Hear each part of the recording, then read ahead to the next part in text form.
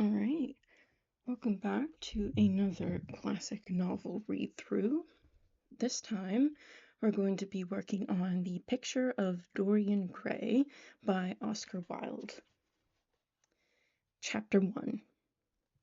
The studio was filled with the rich odor of roses, and when the light summer winds stirred amidst the trees of the garden, there came through the open door the heavy scent of the lilac, or the more delicate perfume of the pink flowering thorn.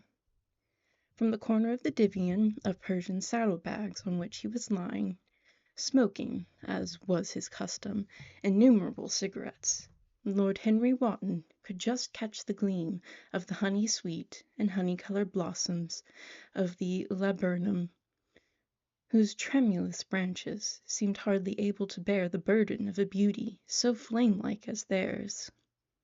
And now and then the fantastic shadows of birds in flight flitted across the long, Tussore silk curtains that were stretched in front of the huge window, producing a kind of momentary Japanese effect, and making him think of those pallid, jade-faced painters of Tokyo who, through the medium of an art that is necessarily immobile, seek to convey the sense of swiftness and motion.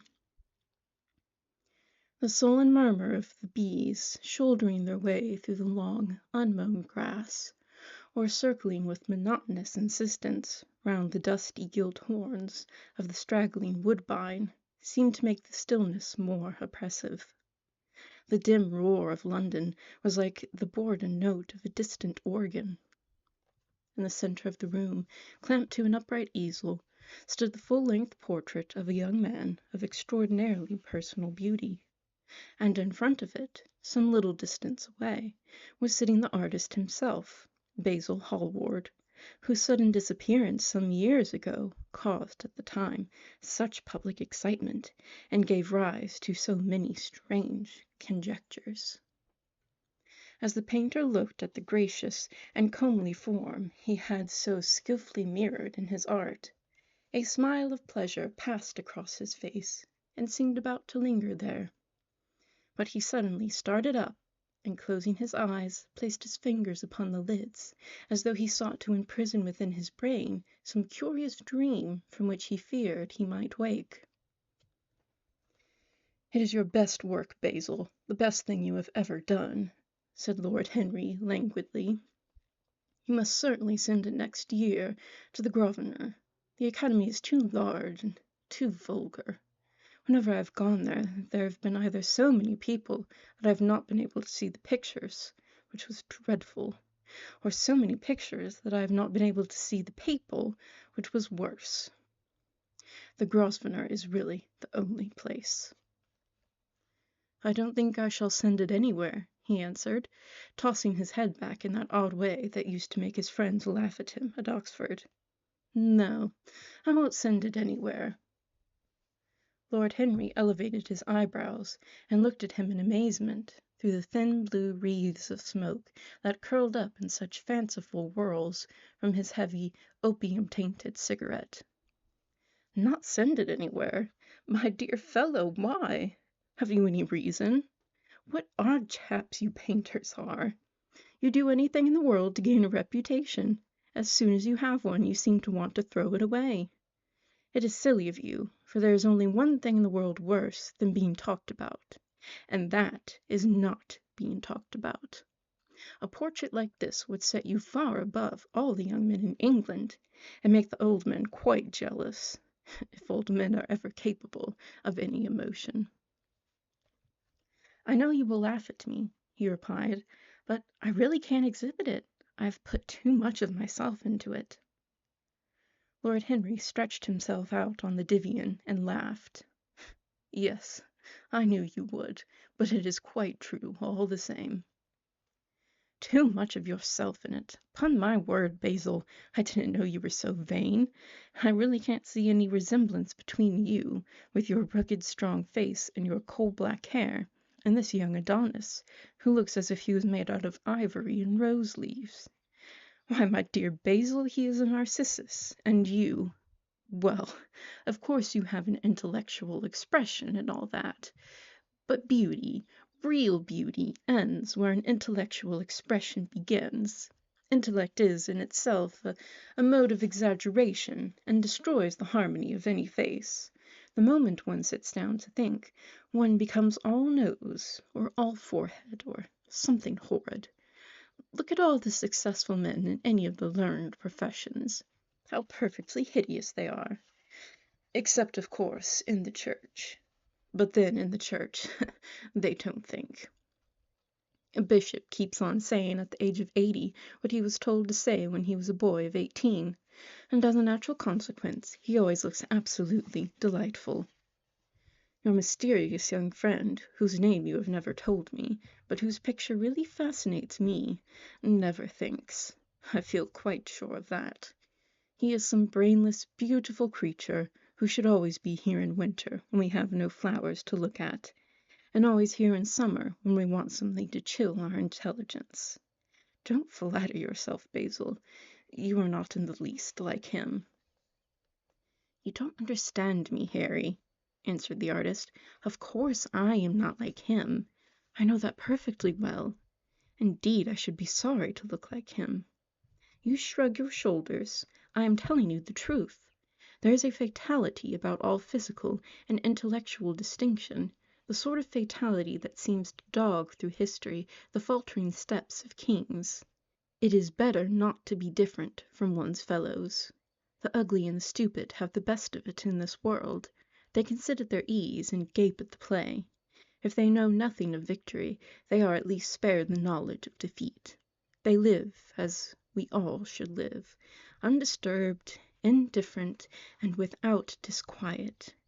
They neither bring ruin upon others, nor ever receive it from alien hands.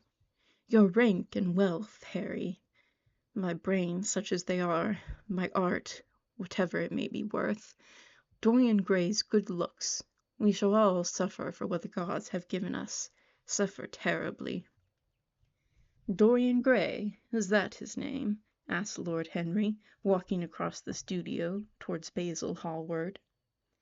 Yes, that is his name. I didn't intend to tell it to you. But why not? I can't explain. When I like people immensely, I never tell their names to anyone. It is like surrendering a part of them. I have grown to love secrecy. It seems to be the one thing that can make modern life mysterious or marvelous to us. The commonest thing is delightful, if one only hides it. When I leave town now, I never tell my people where I am going. But if I did, I would lose all my pleasure. It is a silly habit, I dare say, but somehow it seems to bring a great deal of romance into one's life. I suppose you think me awfully foolish about it. Not at all, answered Lord Henry. Not at all, my dear Basil. You seem to forget that I am married, and the one charm of marriage is that it makes a life of deception absolutely necessary for both parties. I never know where my wife is, and my wife never knows what I am doing. When we meet, we do meet occasionally, when we dine out together, or go down to the Duke's, we tell each other the most absurd stories with the most serious faces. My wife is very good at it, much better, in fact, than I am. She never gets confused over her dates, and I always do. But when she does find me out, she makes no row at all. I sometimes wish she would, but she merely laughs at me.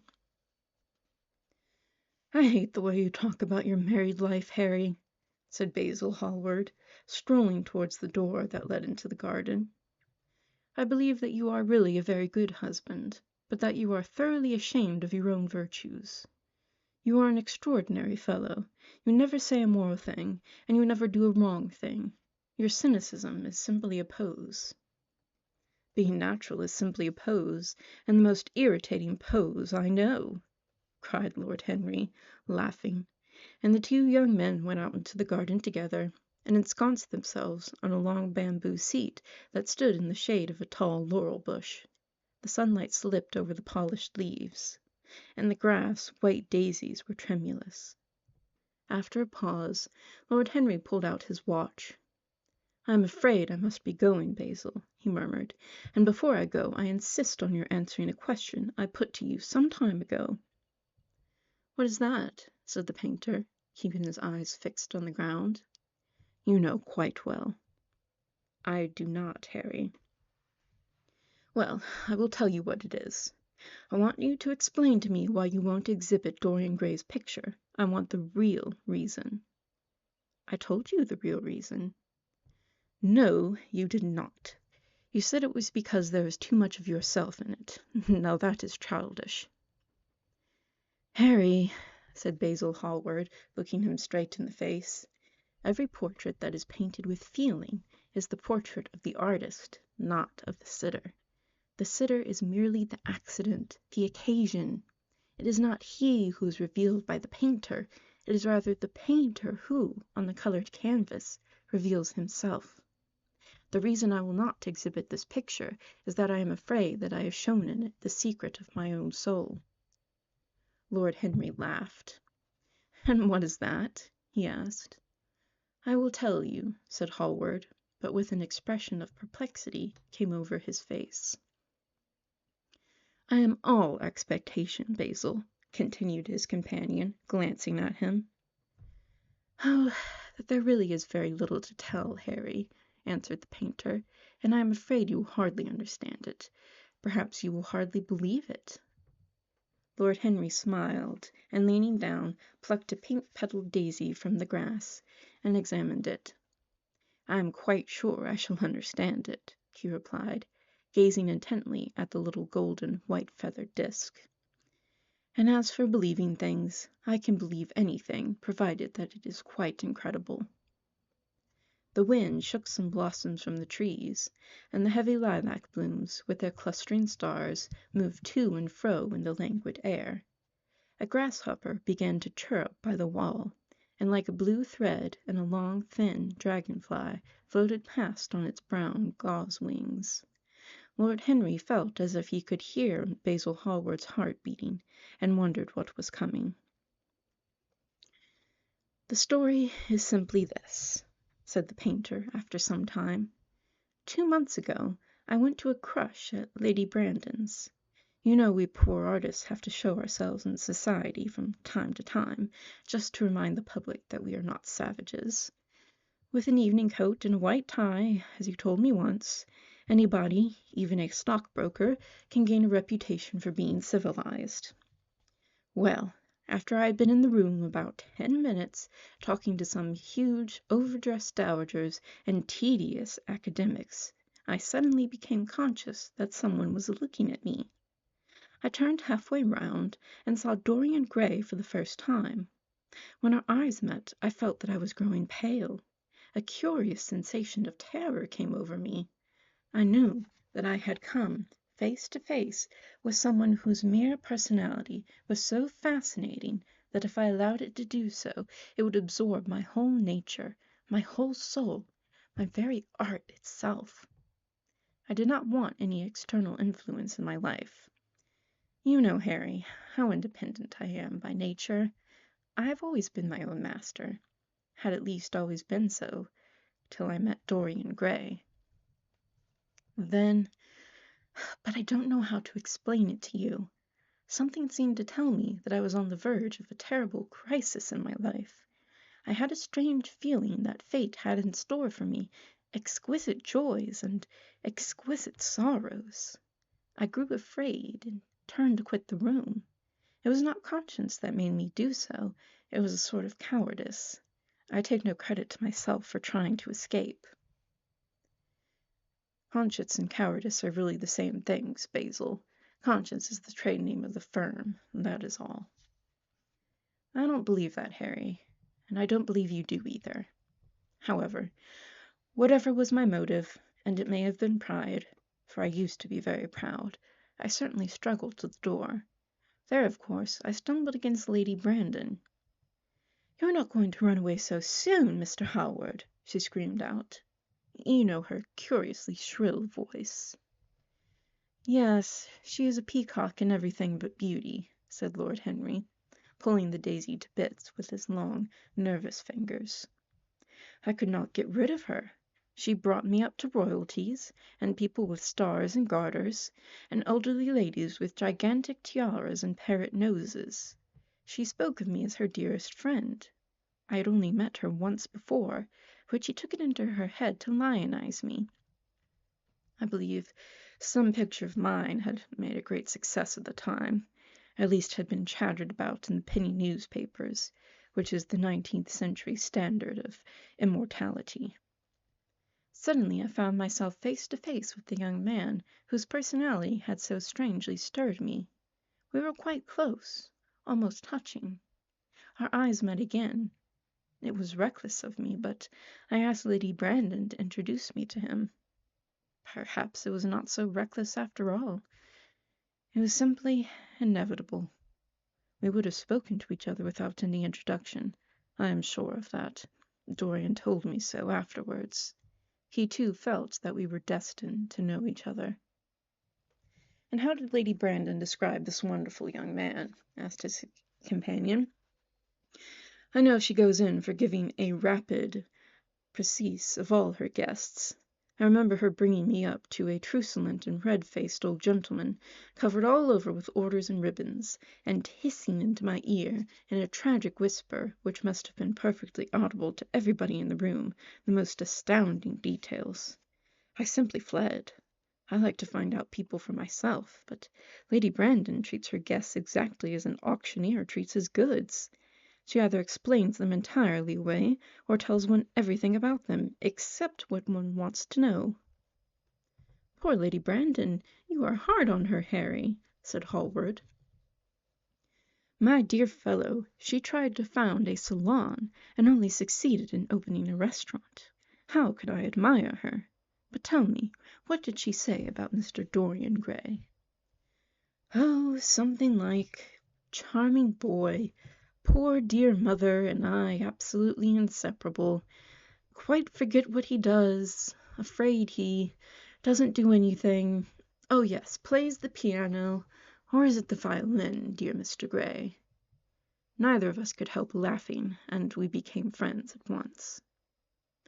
"Laughter is not a bad beginning for friendship, and it is far the best ending for one," said the young lord, plucking another daisy. Hallward shook his head.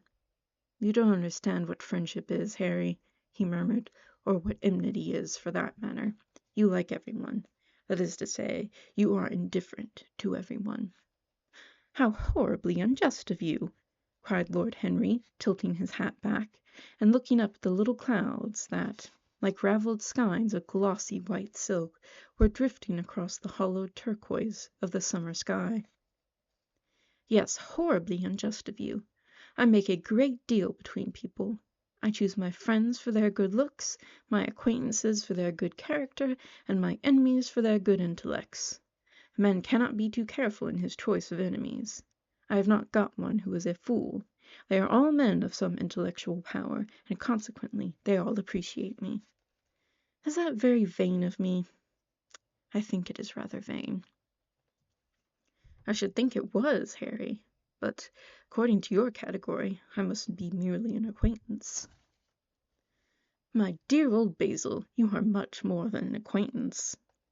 "And much less of a friend. Sort of brother, I suppose."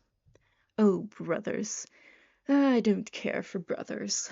My elder brother won't die, and my younger brothers never seem to do anything else." "Harry!" exclaimed Hallward, frowning. "My dear fellow, I am not quite serious. But I can't help detesting my relations. I suppose it comes from the fact that none of us can stand other people having the same faults as ourselves. I quite sympathize with the rage of the English democracy against what they call the vices of the upper orders. The masses feel that drunkenness, stupidity, and immorality should be their own special property, and that if any one of us makes an ass of himself he is poaching on their preserves. When poor Southwark got into the divorce court, their indignation was quite magnificent. And yet I don't suppose that 10% of the proletariat live correctly." "I don't agree with a single word you have said, and what is more, Harry, I feel sure you don't either." Lord Henry stroked his pointed brown beard, and tapped the toe of his patent-leather boot with a tasselled ebony cane. "How English you are, Basil! That is the second time you have made that observation. If one puts forward an idea to a true Englishman, always a rash thing to do, he never dreams of considering whether the idea is right or wrong. The only thing he considers of any importance is whether one believes it oneself. Now, the value of an idea has nothing whatsoever to do with the sincerity of the man who expresses it. Indeed, the probabilities are that the more insincere the man is, the more purely intellectual will the idea be. As in that case it will not be colored by either his wants, his desires, or his prejudices. However, I don't propose to discuss politics, sociology, or metaphysics with you. I like persons better than principles, and I like persons with no principles better than anything else in the world. Tell me more about Mr. Dorian Gray. How often do you see him? Every day. I couldn't be happy if I didn't see him every day. He is absolutely necessary to me. How extraordinary. I thought you would never care for anything but your art. He is all my art to me now, said the painter gravely. I sometimes think, Harry, that there are only two eras of any importance in the world's history. The first is the appearance of a new medium for art, and the second is the appearance of a new personality for art also. What the invention of oil painting was to the Venetians, the face of Antinous was to late Greek sculpture, and the face of Dorian Gray will some day be to me. It is not merely that I paint from him, draw from him, sketch from him. Of course I have done all that, but he is much more to me than a model or a sitter. I won't tell you that I am dissatisfied with what I have done of him, or that his beauty is such that art cannot express it. There is nothing that art cannot express, and I know that the work I have done since I have met Dorian Gray is good work, is the best work of my life. But in some curious way, I wonder will you understand me? His personality has suggested to me an entirely new manner in art, an entirely new mode of style. I see things differently. I think of them differently. I can now recreate life in a way that was hidden from me before. A dream of form in days of thought. Who is it that says that? I forget. But it is what Dorian Gray has been to me. The merely visible presence of this lad, for he seems to me little more than a lad, though he is really over 20, his merely visible presence. I wonder, can you realize all that means? Unconsciously, he defines for me the lines of a fresh school, a school that is to have it all in the passion of the romantic spirit, all the perfection of the spirit that is Greek, the harmony of soul and body. How much that is! We in our madness have separated the two, and have invented a realism that is vulgar, an identity that is void. Harry, if you only knew what Dorian Gray is to me! You remember that landscape of mine, for which Agnew offered me such a huge price, but which I would not part with. It is one of the best things I have ever done. And why is it so? Because while I was painting it, Dorian Gray sat beside me. Some subtle influence passed from him to me, and for the first time in my life I saw in the plain woodland the wonder I had always looked for and always missed. Basil, this is extraordinary. I must see Dorian Gray. Howard got up from the seat and walked up and down the garden. After some time he came back. Harry, he said, Dorian Gray is to me simply a motive in art. You might see nothing in him. I see everything in him. He is never more present in my work than when no image of him is there. He is a suggestion, as I have said, of a new manner. I find him in the curves of certain lines, and the loveliness and subtleties of certain colors. That is all. Then why won't you exhibit his portrait? Asked Lord Henry.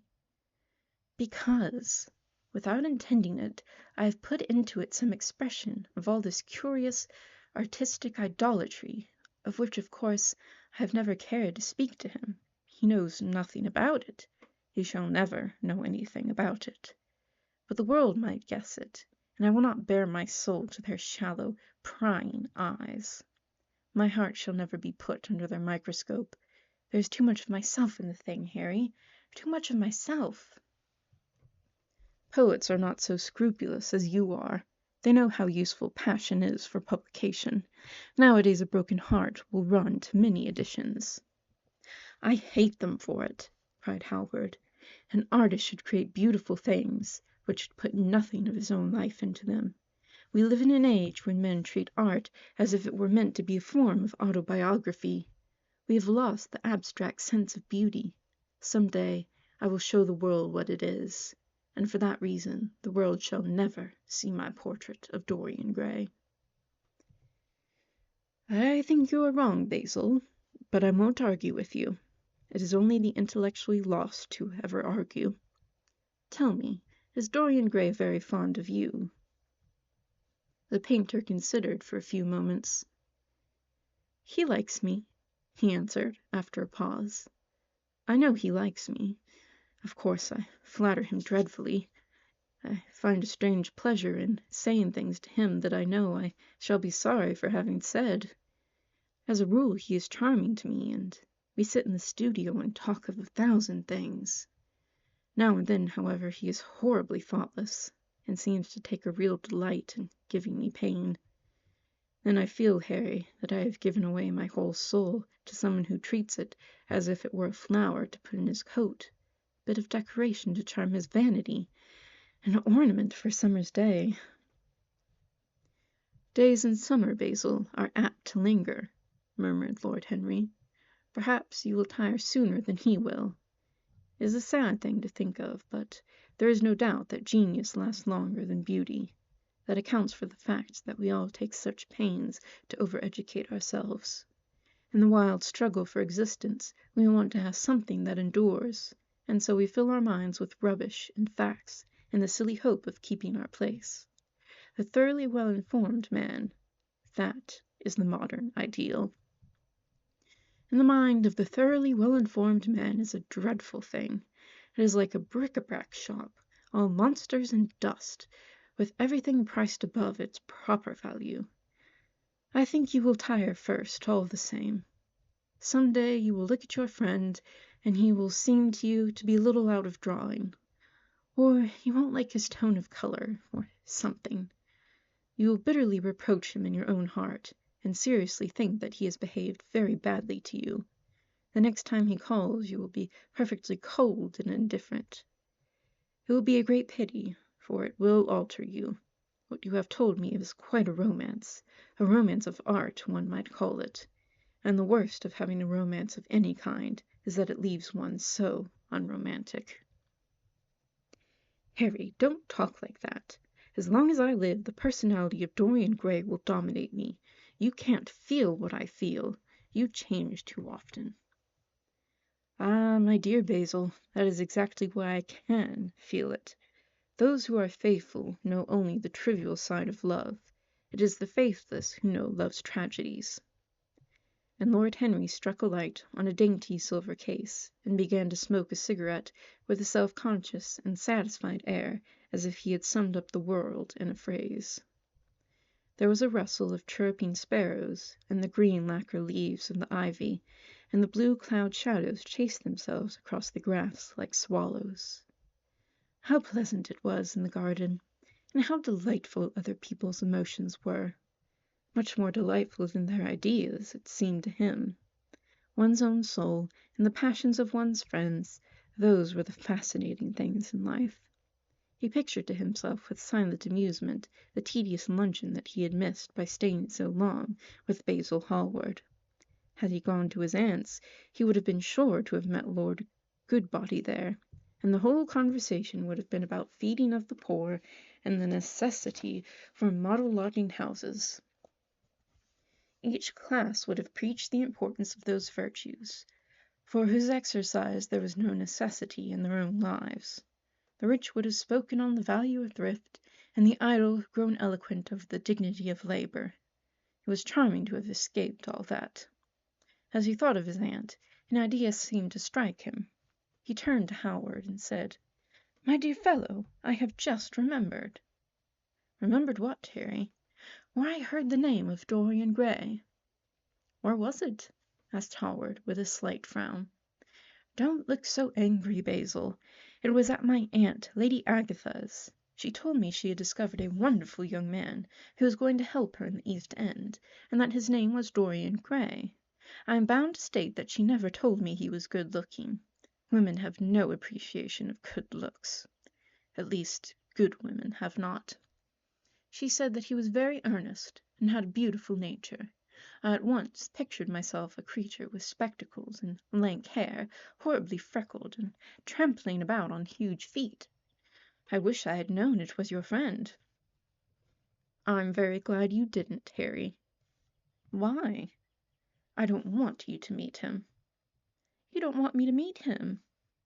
No. Mr. Dorian Gray's in the studio, sir, said the butler, coming into the garden. You must introduce me now, cried Lord Henry, laughing. The painter turned to his servant, who stood blinking in the sunlight. Ask Mr. Gray to wait, Parker. I shall be in a few moments. The man bowed and went up the walk. Then he looked at Lord Henry. Dorian Gray is my dearest friend, he said. He has a simple and beautiful nature. Your aunt was quite right in what she said of him. Don't spoil him. Don't try to influence him. Your influence would be bad. The world is wide and has many marvelous people in it. Don't take away from me the one person who gives to my art whatever charm it possesses. My life as an artist depends on him. Mind, Harry, I trust you. He spoke very slowly, and the words seemed wrung out of him, almost against his will. What nonsense you talk, said Lord Henry, smiling, and taking Howard by the arm, he almost led him into the house. Chapter 2. As they entered, they saw Dorian Gray. He was seated at the piano, with his back to them, turning over the pages of a volume of Schumann's forest scenes. You must lend me these, Basil, he cried. I want to learn them. They are perfectly charming. That entirely depends on how you sit today, Dorian. I am tired of sitting, and I don't want a life-size portrait of myself, answered the lad, swinging round on the music-stool in a wilful, petulant manner. When he caught sight of Lord Henry, a faint blush coloured his cheeks for a moment, and he started up. I beg your pardon, Basil, but I didn't know you had anyone with you. This is Lord Henry Wotton, Dorian, an old Oxford friend of mine. I have just been telling him what a capital sitter you were, and now you have spoiled everything. You have not spoiled my pleasure in meeting you, Mr. Gray, said Lord Henry, stepping forward and extending his hand. My aunt has often spoken to me about you. You are one of her favourites, and I am afraid one of her victims also. I am in Lady Agatha's black books at present, answered Dorian, with a funny look of penitence.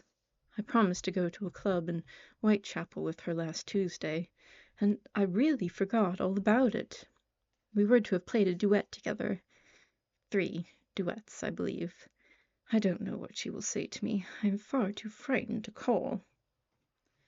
Oh, I will make your peace with my aunt. She is quite devoted to you, and I don't think it really matters about your not being there. The audience probably thought it was a duet. When Aunt Agatha sits down to the piano, she makes quite enough noise for 2 people. That is very horrid to her, and not very nice to me, answered Dorian, laughing. Lord Henry looked at him. Yes, he was certainly wonderfully handsome, with finely curved scarlet lips, his frank blue eyes, his crisp gold hair.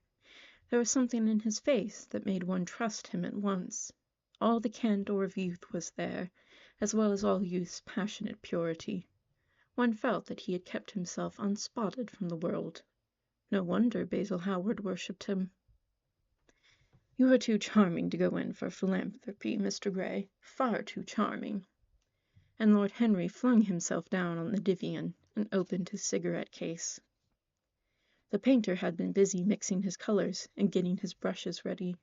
He was looking worried, and when he heard Lord Henry's last remark, he glanced at him, hesitated for a moment, and then said, "Harry, I want to finish this picture today. Would you think it awfully rude of me if I asked you to go away?" Lord Henry smiled and looked at Dorian Gray. "Am I to go, Mr. Gray?" he asked. "Oh, please don't, Lord Henry.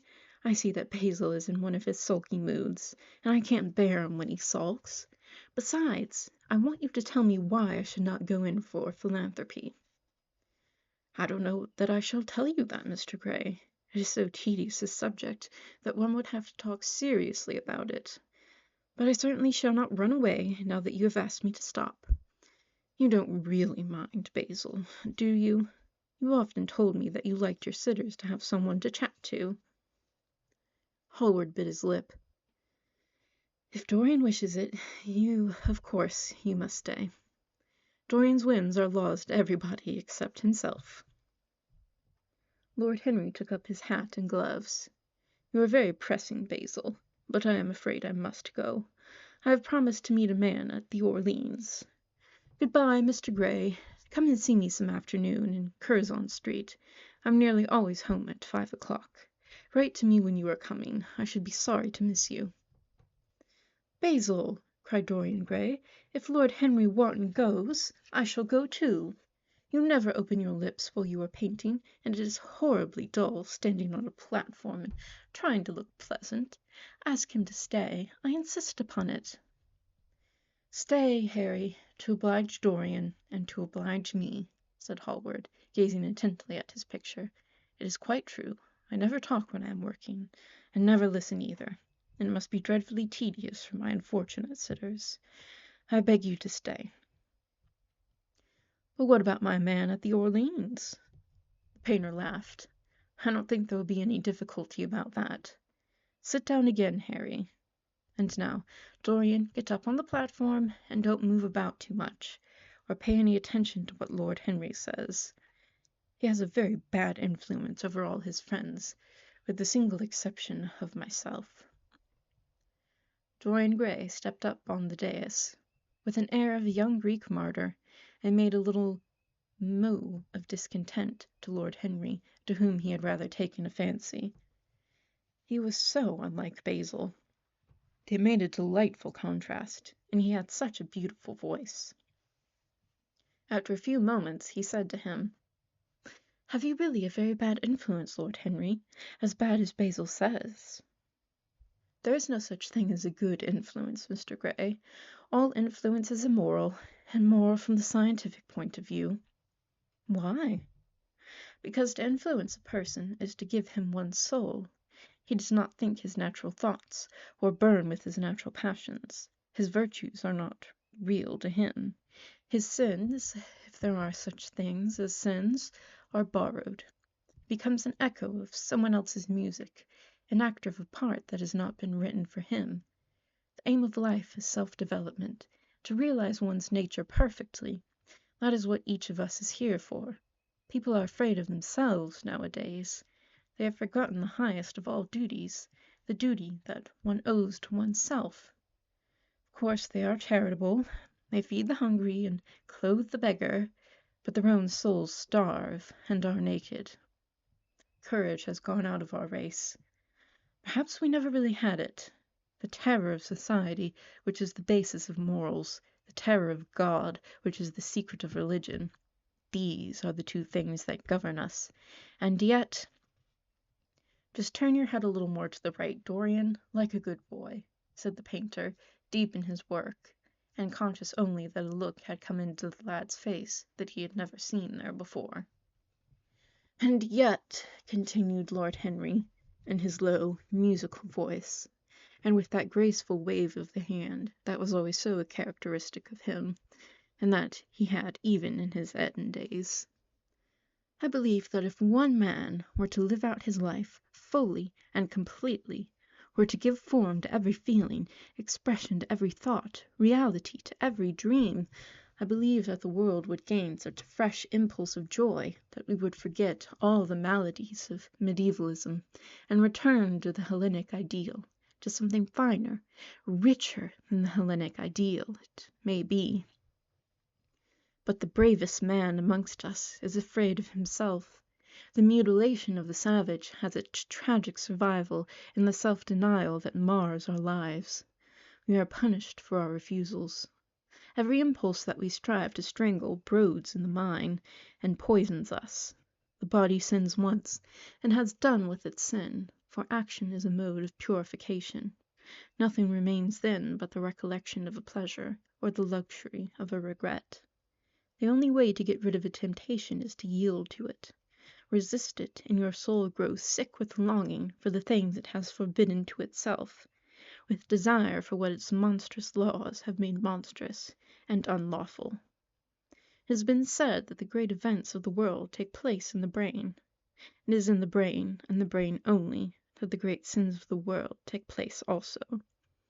You, Mr. Gray, you yourself, with your rose-red youth and your rose-white boyhood, you have had passions that have made you afraid, thoughts that have filled you with terror, daydreams and sleeping dreams whose mere memory might stain your cheek with shame. Stop, faltered Dorian Gray. Stop. You bewilder me. I don't know what to say. There is some answer to you, but I cannot find it. Don't speak. Let me think. Or rather, let me try not to think. For nearly 10 minutes he stood there, motionless, with parted lips, and eyes strangely bright. He was dimly conscious that entirely fresh influences were at work within him, yet they seemed to him to have come really from himself. The few words that Basil's friend had said to him, words spoken by chance, no doubt, and with wilful paradox in them, had touched some secret chord that had never been touched before, and that he felt was now vibrating and throbbing to curious pulses. Music had stirred him like that. Music had troubled him many times, but music was not articulate. It was not a new world, but rather another chaos that it created in us. Words! Mere words! How terrible they were! How clear and vivid and cruel! One could not escape from them. And yet what a subtle magic there was in them. They seemed to be able to give a plastic form to formless things, and to have a music of their own as sweet as that of the viol or of lute. Mere words! Was there anything so real as words? Yes, there had been things in his boyhood that he had not understood. He understood them now. Life suddenly became fiery-colored to him. It seemed to him that he had been walking in fire. Why had he not known it? With his subtle smile, Lord Henry watched him. He knew the precise psychological moment when to say nothing. He felt intensely interested. He was amazed at the sudden impression that his words had produced, and remembering a book that he had read when he was 16, a book which had revealed to him much that he had not known before, he wondered whether Dorian Gray was passing through a similar experience. He had merely shot an arrow into the air. Had it hit the mark? How fascinating the lad was! Hallward painted away with that marvelous, bold touch of his, that had the true refinement and perfect delicacy that in art, at any rate, comes only from strength. He was unconscious of the silence. "Basil, I am tired of standing," cried Dorian Gray suddenly. "I must go out and sit in the garden. The air is stifling here." "My dear fellow, I am so sorry. When I am painting I can't think of anything else. But you never sat better. You were perfectly still, and I have caught the effect I wanted, the half-parted lips and the bright look in the eyes. I don't know what Harry has been saying to you, but he has certainly made you have the most wonderful expression. I suppose he's been paying you compliments. You mustn't believe a word he says." "He has certainly not been paying me compliments. Perhaps that is the reason that I don't believe anything he has told me." "You know you believe it all," said Lord Henry, looking at him with his dreamy, languorous eyes.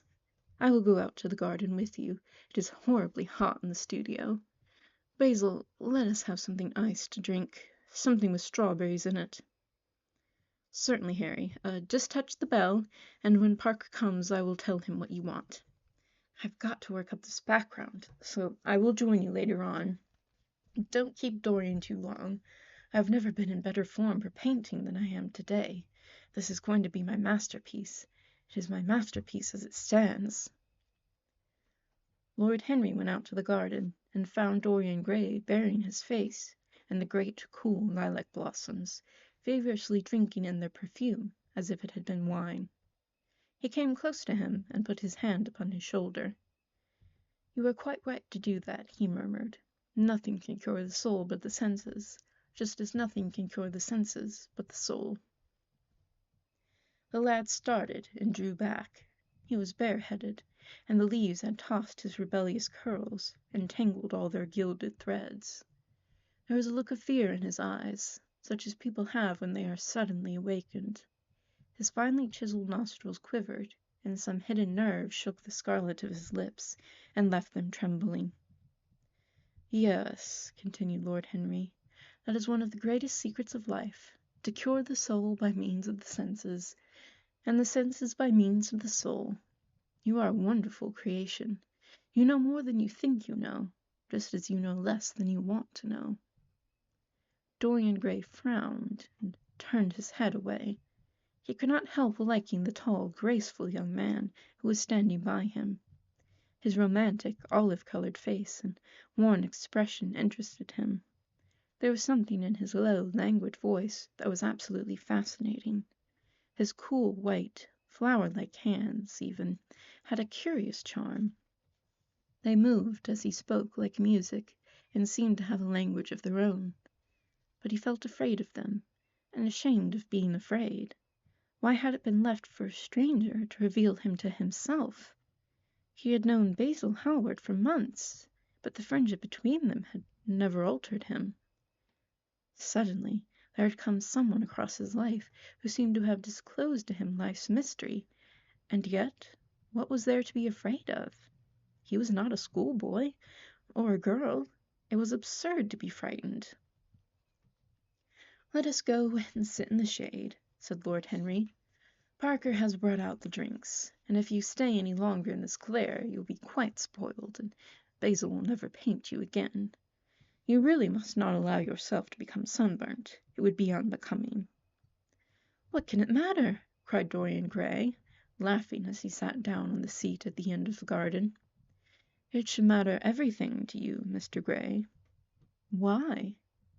"Because you have the most marvelous youth, and youth is the one thing worth having." "I don't feel that, Lord Henry." "No, you don't feel it now.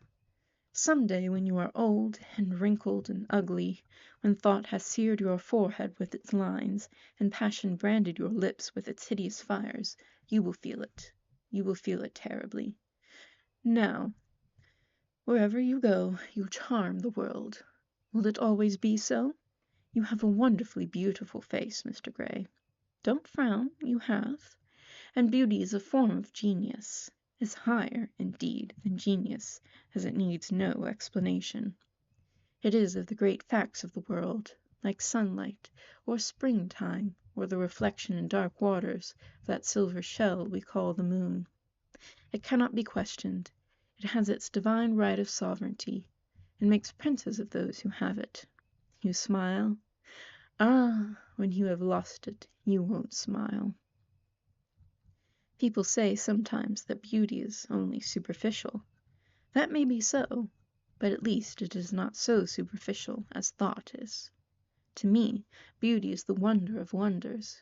It is only shallow people who do not judge by appearances.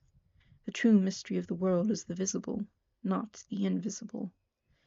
Yes, Mr. Gray, the gods have been good to you, but what the gods give they quickly take away.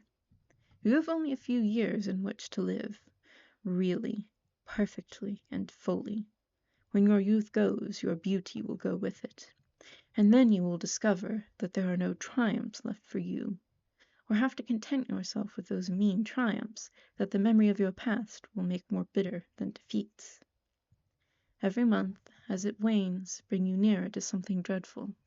Time is jealous of you, and wars against your lilies and your roses. You will become sallow and hollow-cheeked and dull-eyed.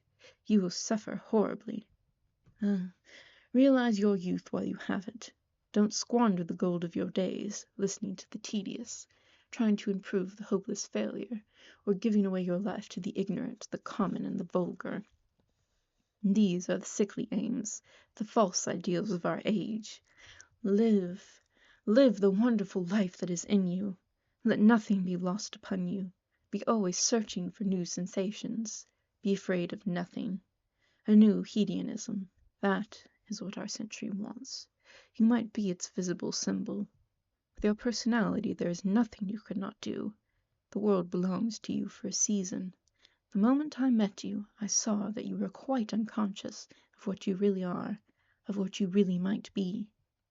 There was so much in you that charmed me, I felt I must tell you something about yourself. I thought how tragic it would be if you were wasted, for there is such a little time that your youth will last. Such a little time. The common hill flowers wither, but they blossom again. The laburnum will be as yellow next June as it is now. In a month there will be purple stars on the clematis, and year after year the green night of its leaves will hold its purple stars. But we never get back our youth.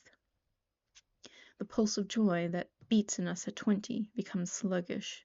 Our limbs fail, our senses rot, we degenerate into hideous puppets, haunted by the memory of the passions of which we were too much afraid, and the exquisite temptations that we had not the courage to yield to. Youth, youth, there is absolutely nothing in the world but youth. Dorian Gray listened, open-eyed and wondering. The spray of lilac fell from his hand upon the gravel. A furry bee came and buzzed round it for a moment. Then it began to scramble all over the oval stellated globe of the tiny blossoms. He watched it with that strange interest in trivial things that we try to develop when things of high import make us afraid, or when we are stirred by some new emotion for which we cannot find expression, or when some thought that terrifies us lays sudden siege to the brain and calls on us to yield. After a time the bee flew away. He saw it creeping into the stained trumpet of a Tyrian convolvulus. The flower seemed to quiver, and then swayed gently to and fro. Suddenly the painter appeared at the door of the studio, and made staccato signs for them to come in. They turned to each other and smiled. "I am waiting," he cried. "Do come in. The light is quite perfect, and you can bring your drinks." They rose up and sauntered down the hall together. 2 green and white butterflies fluttered past them, and in the pear tree at the corner of the garden a thrush began to sing. "You are glad to have met me, Mr. Gray," said Lord Henry, looking at him. "Yes, I am glad now. I wonder shall I always be glad?" "Always. That is a dreadful word. It makes me shudder when I hear it. Women are so fond of using it. They spoil every romance by trying to make it last forever. It is a meaningless word, too. The only difference between a caprice and a lifelong passion is that the caprice lasts a little longer." As they entered the studio, Dorian Gray put his hand upon Lord Henry's arm. "In that case, let our friendship be a caprice," he murmured, flushing at his own boldness, then stepped up on the platform and resumed his pose. Lord Henry flung himself into a large wicker armchair and watched him. The sweep and dash of the brush on the canvas made the only sound that broke the stillness, except when, now and then, Hallward stepped back to look at his work from a distance. In the slanting beams that streamed through the open doorway, the dust danced and was golden. The heavy scent of the roses seemed to brood over everything. After about a quarter of an hour, Hallward stopped painting, looked for a long time at Dorian Gray, and then for a long time at the picture, biting the end of one of his huge brushes, and frowning. "It is quite finished," he cried at last, and stooping down he wrote his name in long vermilion letters on the left-hand corner of the canvas. Lord Henry came over and examined the picture. It was certainly a wonderful work of art, and a wonderful likeness as well. "My dear fellow, I congratulate you most warmly," he said. "It is the finest portrait of modern times. Mr. Gray, come over and look at yourself." The lad started, as if awakened from some dream. "Is it really finished?" he murmured, stepping down from the platform. "Quite finished," said the painter, "and you have sat splendidly today. I'm awfully obliged to you." "That is entirely due to me," broke in Lord Henry. "Isn't it, Mr. Gray?" Dorian made no answer, but passed listlessly in front of his picture and turned towards it. When he saw it he drew back, and his cheeks flushed for a moment with pleasure. A look of joy came into his eyes, as if he had recognized himself for the first time. He stood there, motionless and in wonder, dimly conscious that Howard was speaking to him, but not catching the meaning of his words. The sense of his own beauty came on him like a revelation. He had never felt it before. Basil Howard's compliments had seemed to him to be merely the charming exaggerations of friendship. He had listened to them, laughed at them, forgotten them. They had not influenced his nature. Then had come Lord Henry Wotton, with his strange panegyric on youth, his terrible warning of its brevity. That had stirred him at the time, and now, as he stood gazing at the shadow of his own loveliness, the full reality of the description flashed across him. Yes, there would be a day when his face would be wrinkled and wizened, his eyes dim and colorless, the grace of his figure broken and deformed. The scarlet would pass away from his lips, and the gold steal from his hair. The life that was to make his soul would mar his body. He would become dreadful, hideous, and uncouth. As he thought of it, a sharp pang of pain struck through him like a knife, and made each delicate fibre of his nature quiver. His eyes deepened into amethyst, and across them came a mist of tears. He felt it as if a hand of ice had been laid upon his heart. "Don't you like it?" cried Howard at last, stung a little by the lad's silence, not understanding what it meant. "Of course he likes it," said Lord Henry. "Who wouldn't like it? It is one of the greatest things in modern art. I will give you anything you like to ask for it. I must have it." "It is not my property, Harry." "Whose property is it?" "Dorian's, of course," answered the painter. "He is a very lucky fellow." "How sad it is," murmured Dorian Gray, with his eyes still fixed upon his own portrait. "How sad it is. I shall grow old, and horrible, and dreadful. It will never be older than this particular day of June. If it were only the other way, I, who was always to be young, and the picture that was to grow old, for that I would give everything. Yes, there is nothing in the whole world I would not give. I would give my soul for that." "You would hardly care for such an arrangement, Basil," cried Lord Henry, laughing. "It would be rather hard lines on your work." "I should object very strongly, Harry," said Howard. Dorian Gray turned and looked at him. "I believe you would, Basil. You like your art better than your friends. I am no more to you than a green bronze figure. Hardly as much, I dare say." The painter stared in amazement. It was so unlike Dorian to speak like that. What had happened? He seemed quite angry. His face was flushed and his cheeks burning. "Yes," he continued, "I am less to you than your ivory Hermes or your silver fawn. You will like them always. How long will you like me? Till I have my first wrinkle, I suppose. I know now that when one loses one's good looks, whatever they may be, one loses everything. Your picture has taught me that. Lord Henry Wotton is perfectly right. Youth is the only thing worth having. When I find that I am growing old, I shall kill myself." Howard turned pale and caught his hand. "Dorian, Dorian," he cried, "don't talk like that. I have never had such a friend as you, and I shall never have another. You are not jealous of material things, are you? You are finer than any of them." "I am jealous of everything whose beauty does not die. I am jealous of the portrait you have painted of me. Why should it keep what I must lose? Every moment that passes takes something from me and gives something to it. Oh, if it were only the other way! If the picture could change, and I could be always what I am now! Why did you paint it? It will mock me some day, mock me horribly. The hot tears welled into his eyes.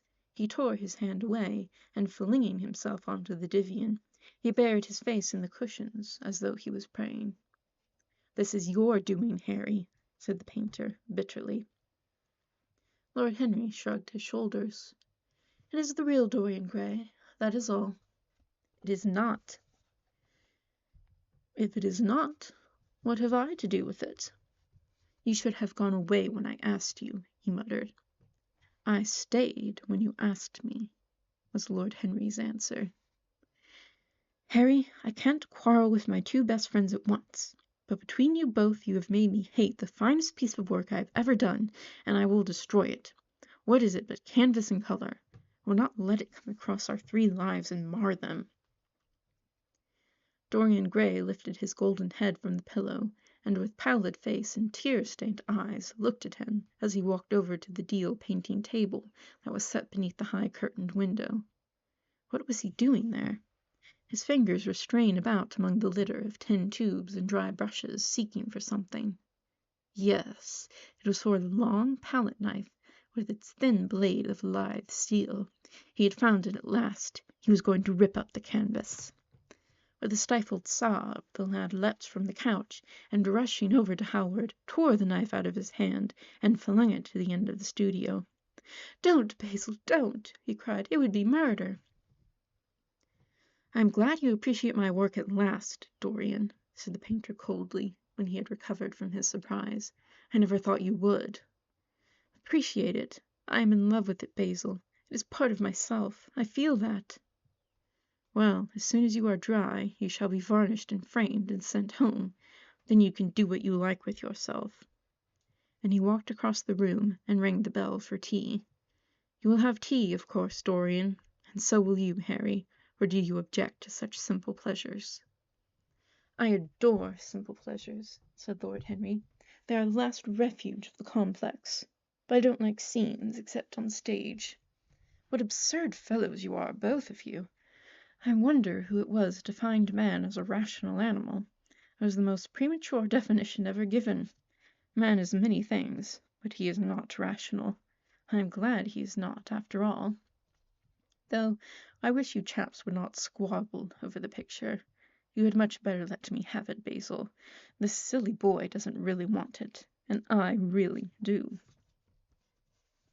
"If you let anyone have it but me, Basil, I shall never forgive you," cried Dorian Gray, "and I don't allow people to call me a silly boy." "You know the picture is yours, Dorian. I gave it to you before it existed. And you know you have been a little silly, Mr. Gray, and that you don't really object to being reminded that you are extremely young." "I should have objected very strongly this morning, Lord Henry." "Ah, this morning. You have lived since then." There came a knock at the door, and the butler entered with a laden tea-tray and set it down upon a small Japanese table.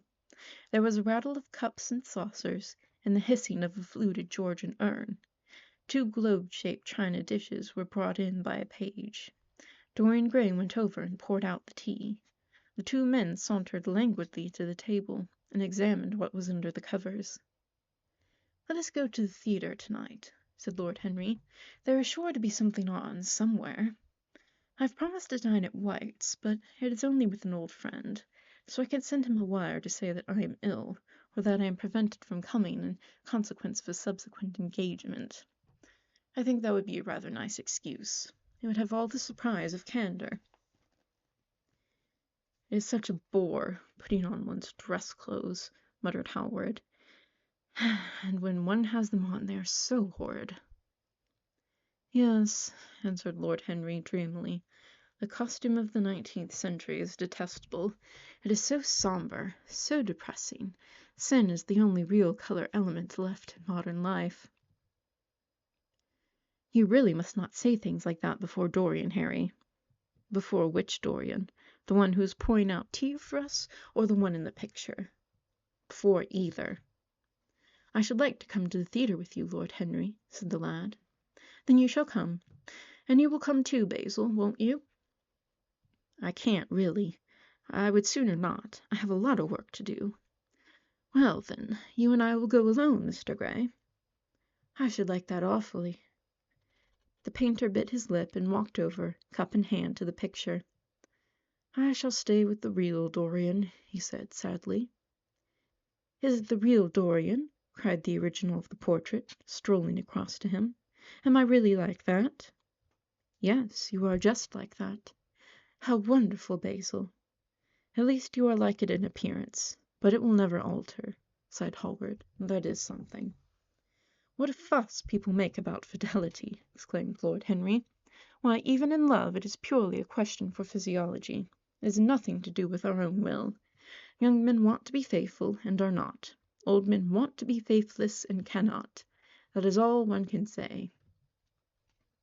"Don't go to the theatre tonight, Dorian," said Hallward. "Stop and dine with me." "I can't, Basil." "Why?" "Because I've promised Lord Henry Wotton to go with him." "He won't like you the better for keeping your promises. He always breaks his own. I beg you not to go." Dorian Gray laughed and shook his head. "I entreat you." The lad hesitated, and looked over at Lord Henry, who was watching them from the tea-table with an amused smile. "I must go, Basil," he answered. "Very well," said Hallward, and he went over and laid down his cup on the tray. "It is rather late, and as you have to dress, you had better lose no time.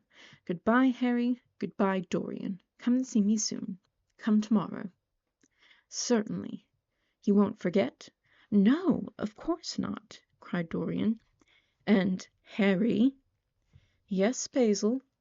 "Remember what I asked you when we were in the garden this morning."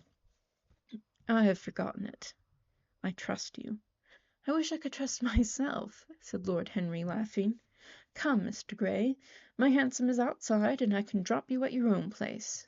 Good-bye, Basil. It has been a most interesting afternoon."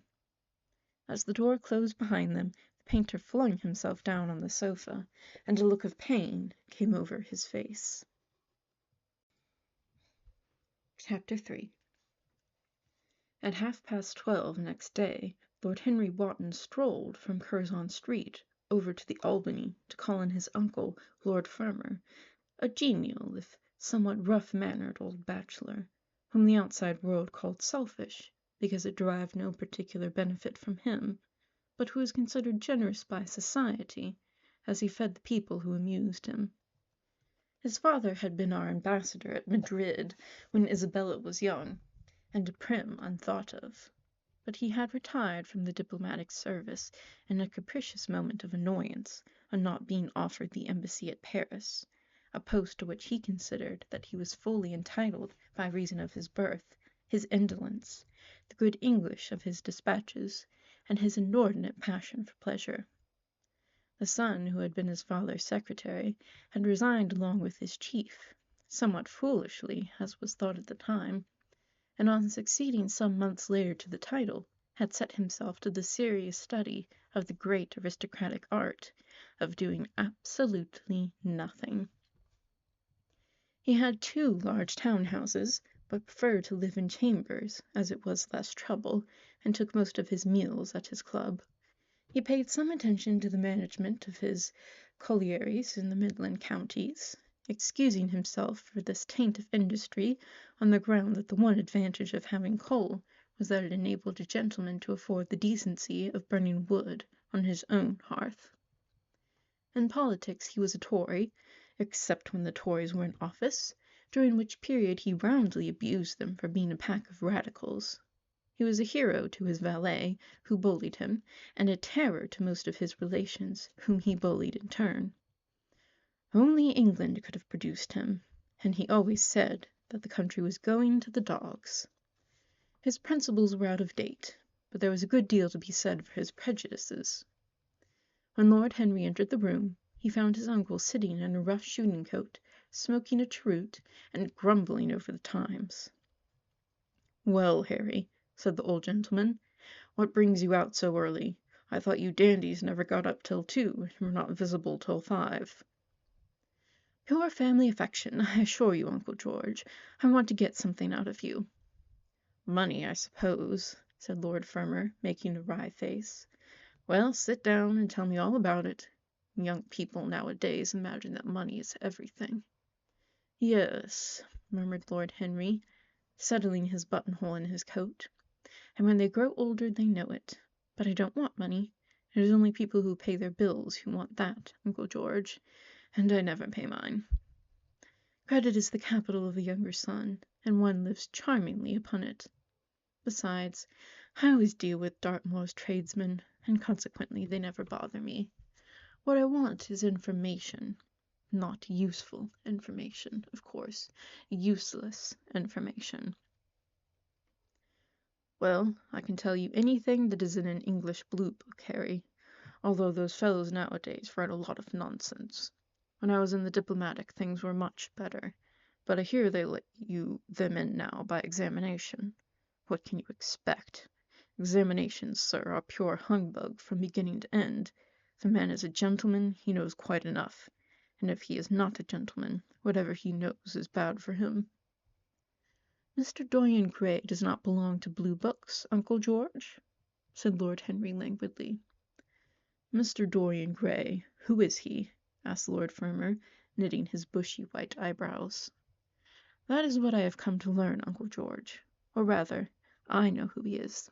He is the last Lord Kelso's grandson. His mother was a Devereux, Lady Margaret Devereux. I want you to tell me about his mother. What was she like? Whom did she marry?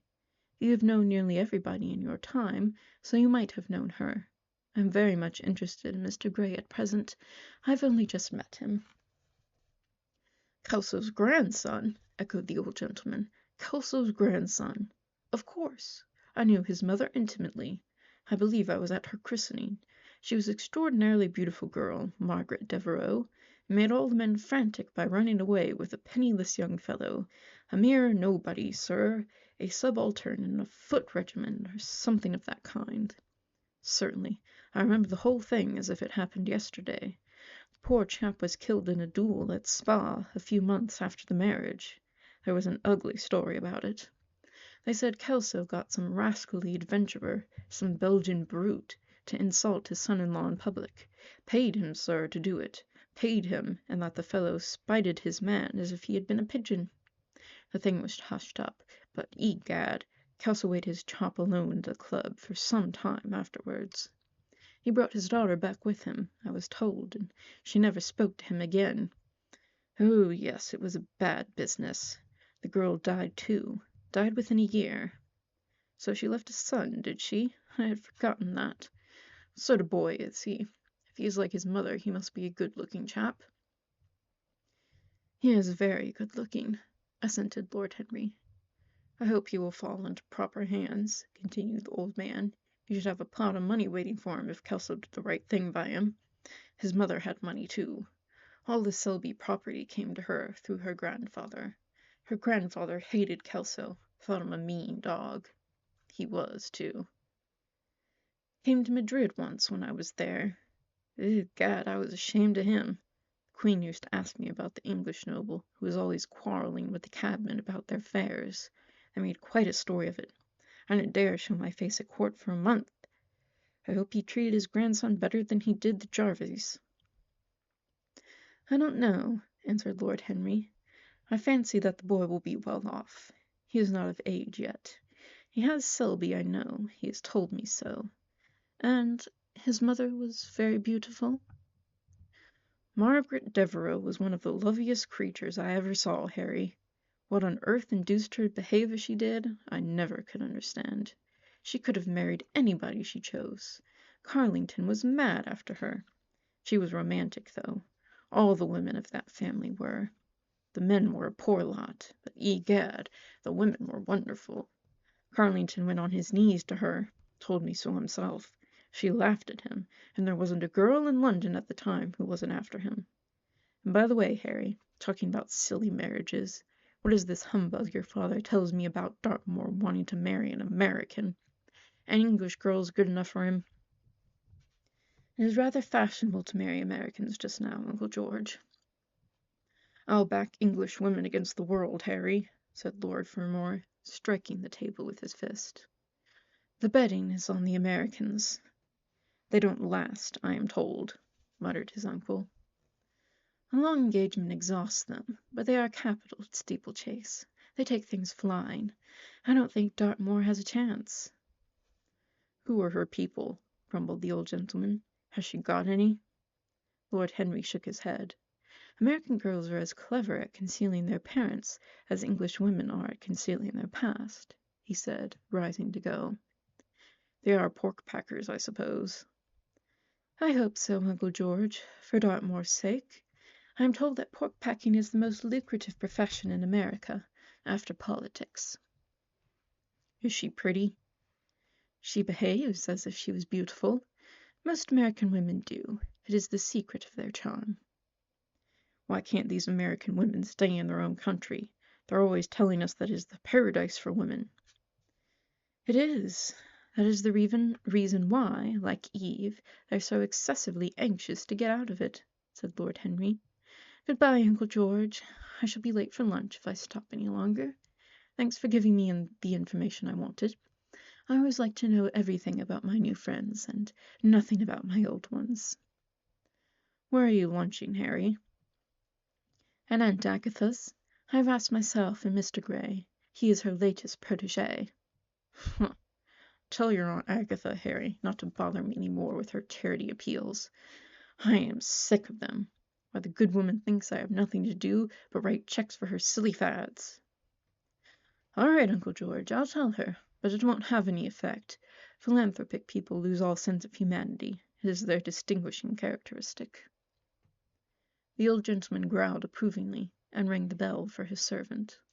Lord Henry passed up the low arcade into Burlington Street, and turned his steps in the direction of Berkeley Square. So that was the story of Dorian Gray's parentage. Crudely as it had been told to him, it had yet stirred him by its suggestion of a strange, almost modern romance. A beautiful woman risking everything for a mad passion, a few wild weeks of happiness cut short by hideous, treacherous crime, months of voiceless agony, and then a child born in pain, the mother snatched away by death, the boy left to solitude and the tyranny of an old and loveless man. Yes, it was an interesting background. It posed the lad, made him more perfect, as it were. Behind every exquisite thing that existed, there was something tragic. Words had to beat in travail, that the meanest flower might blow. And how charming he had been at dinner the night before, as with startled eyes, and lips parted in frightened pleasure, he had sat opposite to him at the club. The red candle shade staining to a richer rose the wakening wonder of his face. Talking to him was like playing upon an exquisite violin. He answered to every touch and thrill of the bow. There was something terribly enthralling in the exercise of influence. No other activity was like it. To project one's soul into some gracious form, and let it tarry there for a moment, to hear one's own intellectual views echoed back to one, with all the added music of passion and youth, to convey one's temperament into another, as though it were a subtle fluid, or a strange perfume. There was a real joy in that. Perhaps the most satisfying joy left to us in an age so limited and vulgar as our own, an age grossly carnal in its pleasures, and grossly common in its aims. He was a marvellous type, too, this lad, whom by so curious a chance he had met in Basil's studio, or could be fashioned into a marvellous type, at any rate. Grace was his, and the white purity of boyhood, and beauty such as old Greek marbles kept for us. There was nothing that one could not do with him. He could be made a Titan or a toy. What a pity it was that such beauty was destined to fade. And Basil? From a psychological point of view, how interesting he was. The new manner in art, the fresh mode of looking at life, suggested so strangely but the merely visible presence of one who was unconscious of it all. The silent spirit that dwelt in dim woodland and walked unseen in open field, suddenly showing herself, dryad-like, and not afraid, because in his soul who sought for her there had been wakened that wonderful vision to which alone are wonderful things revealed, the mere shapes and patterns of things becoming, as it were, refined, and gaining a kind of symbolic value, as though they were themselves patterns of some other and more perfect form, whose shadow they made real. How strange it all was! He remembered something like it in history. Was it not Plato, that artist in thought, who had first analyzed it? Was it not Buonarroti, who had carved it in the coloured marbles of sonnet sequence? But in our own century it was strange. Yes, he would try to be to Dorian Gray what, without knowing it, the lad was to the painter who had fashioned the wonderful portrait. He would seek to dominate him, had already, indeed, half done so. He would make that wonderful spirit his own. There was something fascinating in this son of love and death. Suddenly he stopped, and glanced up at the houses. He found that he had passed his aunts some distance, and smiling to himself turned back. When he entered the somewhat sombre hall, the butler told him that they had gone in to lunch. He gave one of the footmen his hat and stick, and passed into the dining-room. "Late as usual, Harry," cried his aunt, shaking her head at him. He invented an easy excuse, and having taken the vacant seat next to her, looked round to see who was there. Dorian bowed to him shyly from the end of the table, a flush of pleasure stealing into his cheek. The Duchess of Harley, a lady of admirable good nature and good temper, much liked by everyone who knew her, and of those ample architectural proportions that in women who are not duchesses are described by contemporary historians as stoutness. Next to her sat, on her right, Sir Thomas Burton, a Radical member of Parliament, who followed his leader in public life, and in private life followed the best cooks, dining with the Tories, and thinking with the Liberals, in accordance with the wise and well-known rule. The post on her left was occupied by a Mr. Erskine of Treadley, an old gentleman of considerable charm and culture, who had fallen, however, into bad habits of silence, having, as he once explained to Lady Agatha, said everything he had to say before he was 30. His own neighbour was Miss Vandeleur, one of his aunt's oldest friends, a perfect saint amongst women, but so dreadfully dowdy that she reminded one of a badly bound hymn-book. Fortunately for him, she had on the other side Lord Fauldel, a most intelligent, middle-aged mediocrity, as bald as a minstrel servant in the House of Commons, with whom she was conversing in that intensely earnest manner which is the one unpardonable error, as he remarked once to himself, that all really good people fall into, from which none of them ever escape. "We are talking about poor Dartmoor, Lord Henry," cried the Duchess, nodding pleasantly to him across the table. "Do you think he will really marry this fascinating young person?" "I believe she has made up her mind to propose to him, Duchess." "How dreadful!" exclaimed Lady Agatha. "Really, someone should interfere." "I am told, on excellent authority, that her father keeps an American dry-goods store," said Sir Thomas Burton, looking supercilious. "My uncle has already suggested port packing, Sir Thomas." "Dry goods? What are American dry goods?" asked the Duchess, raising her large hands in wonder, and accentuating the verb. "American novels," answered Lord Henry, helping himself to some quail. The Duchess looked puzzled. "Don't mind him, my dear," whispered Lady Agatha. "He never means anything he says." "When America was discovered," said the Radical member, and he began to give some wearisome facts. Like all people who try to exhaust a subject, he exhausted his listeners. The Duchess sighed, and exercised her privilege of interruption. "I wish to goodness it never had been discovered at all," she exclaimed. "Really, our girls have no chance nowadays. It is most unfair." "Perhaps, after all, America never has been discovered," said Mr. Erskine. "I myself would say it has merely been detected." "Oh, but I have seen specimens of the inhabitants," answered the Duchess vaguely. "I must confess that most of them are extremely pretty, and they dress well, too. They get all their dresses in Paris. I wish I could afford to do the same." "They say that when good Americans die they go to Paris," chuckled Sir Thomas, who had a large wardrobe of humorous cast-off clothes. "Really? "And where do bad Americans go when they die?" inquired the Duchess. "They go to America," murmured Lord Henry. Sir Thomas frowned. "I am afraid that your nephew is prejudiced against that great country," he said to Lady Agatha. "I have travelled all over it, in cars provided by the directors, who in such matters are extremely civil. I assure you it is an education to visit it." "But must we really see Chicago in order to be educated?" asked Mr. Erskine plaintively. "I don't feel up to the journey." Sir Thomas waved his hand. "Mr. Erskine of Treadley has the world on his shelves. We practical men like to see things, not read about them. The Americans are an extremely interesting people.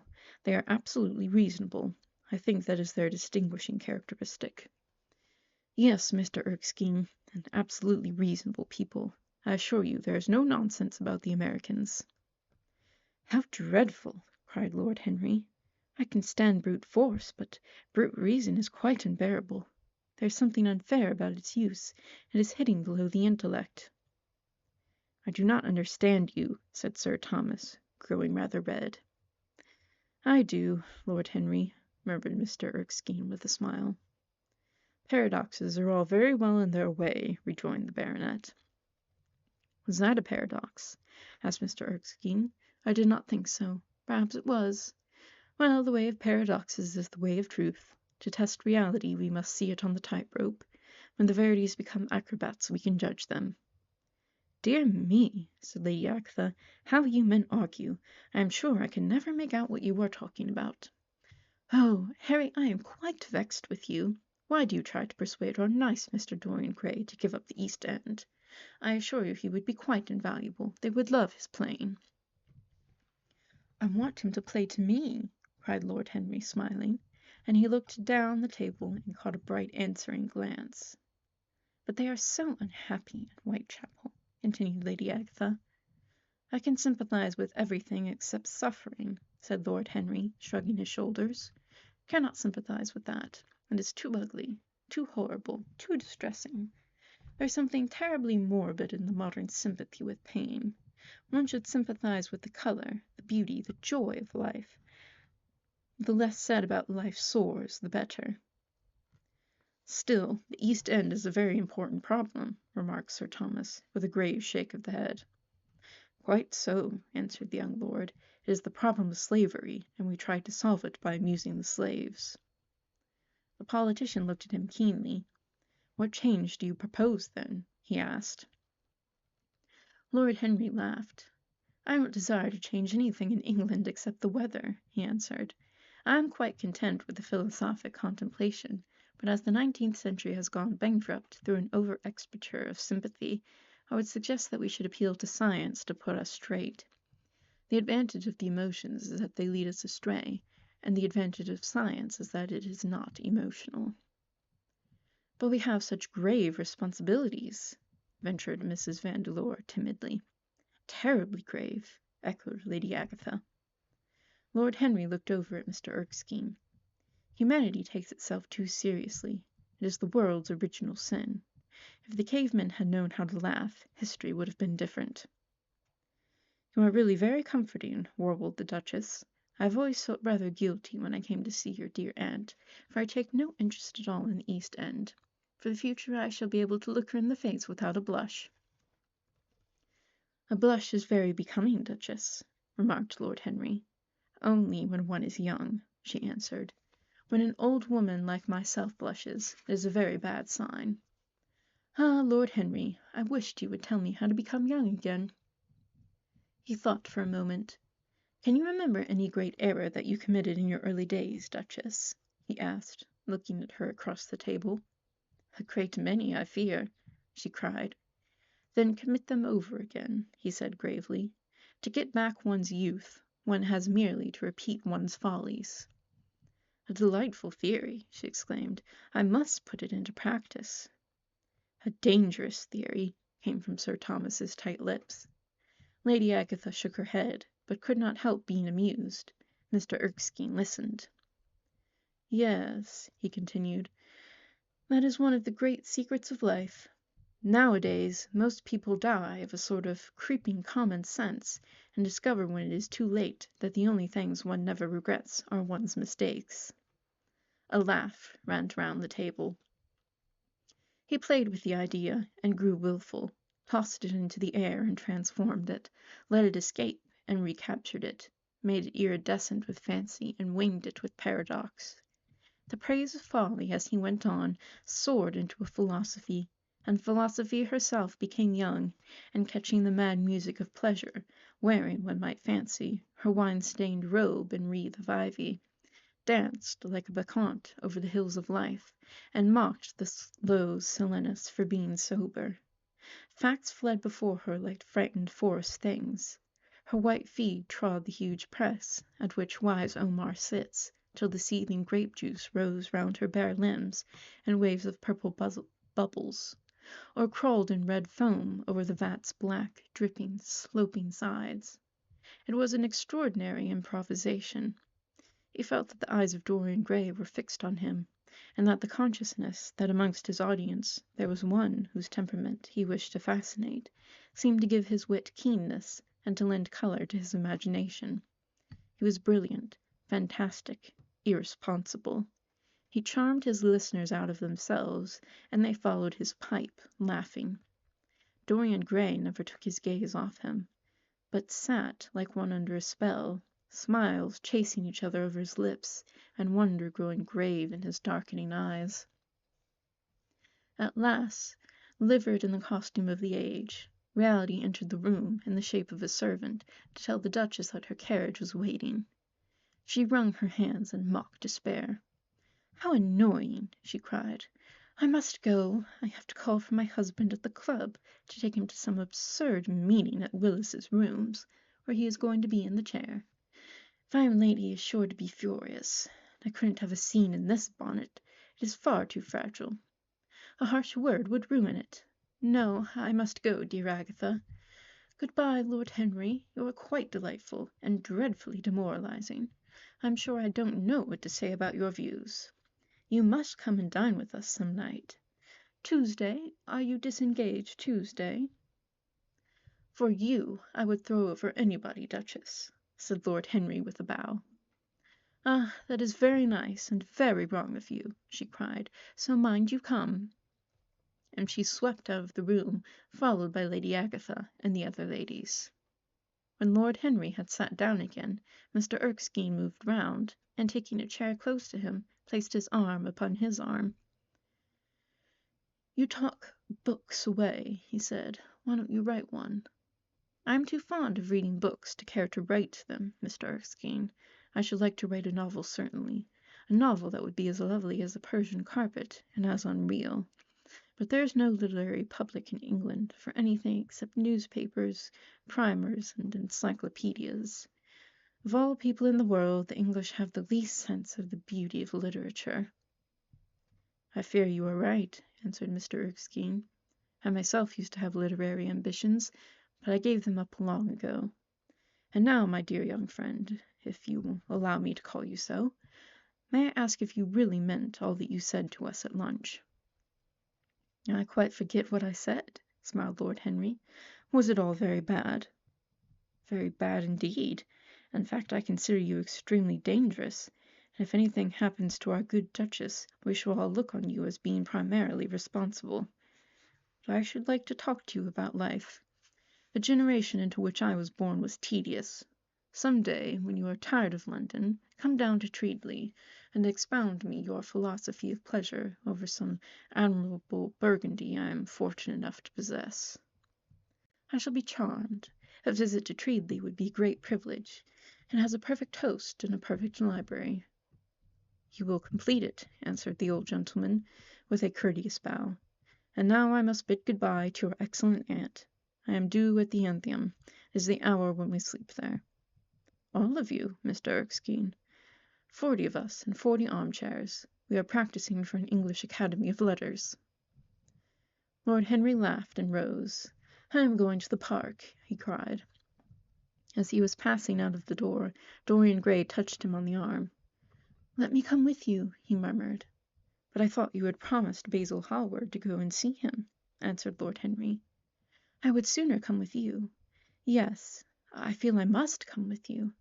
Do let me, and you will promise to talk to me all the time. No one talks so wonderfully as you do." "I have talked quite enough for today," said Lord Henry, smiling. "All I want now is to look at life. You may come and look at it with me if you care to." Chapter 4. One afternoon, a month later, Dorian Gray was reclining in a luxurious armchair in the little library of Lord Henry's house in Mayfair. It was, in its way, a very charming room, with its high-panelled wainscoting of olive-stained oak, its cream-coloured frieze and ceiling of raised plasterwork, and its brick-dust felt carpet strewn with silk long-fringed Persian rugs. On a tiny satin-wood table stood a statuette by Clodion, and beside it lay a copy of Les Cent Nouvelles, bound for Margaret of Valois by Clovis Eve, and powdered with the gilt daisies that Queen had selected for her device. Some larger blue china jars and parrot tulips were ranged on the mantel-shelf, and through the small-leaded panes of the window streamed the apricot-coloured light of a summer day in London. Lord Henry had not yet come in. He was always late on principle, his principle being that punctuality is the thief of time. So the lad was looking rather sulky, as with listless fingers he turned over the pages of an elaborately illustrated edition of Manon Lescaut that he had found in one of the bookcases. The formal, monotonous ticking of the Louis XIV clock annoyed him. Once or twice he thought of going away. At last he heard a step outside, and the door opened. "How late you are, Harry," he murmured. "I'm afraid it is not Harry, Mr. Gray," answered a shrill voice. He glanced quickly round and rose to his feet. "I beg your pardon. I thought—" "You thought it was my husband. It is only his wife. You must let me introduce myself. I know you quite well by your photographs. I think my husband has got 17 of them." "Not 17, Lady Henry." "Well, 18, then. And I saw you with him the other night at the opera."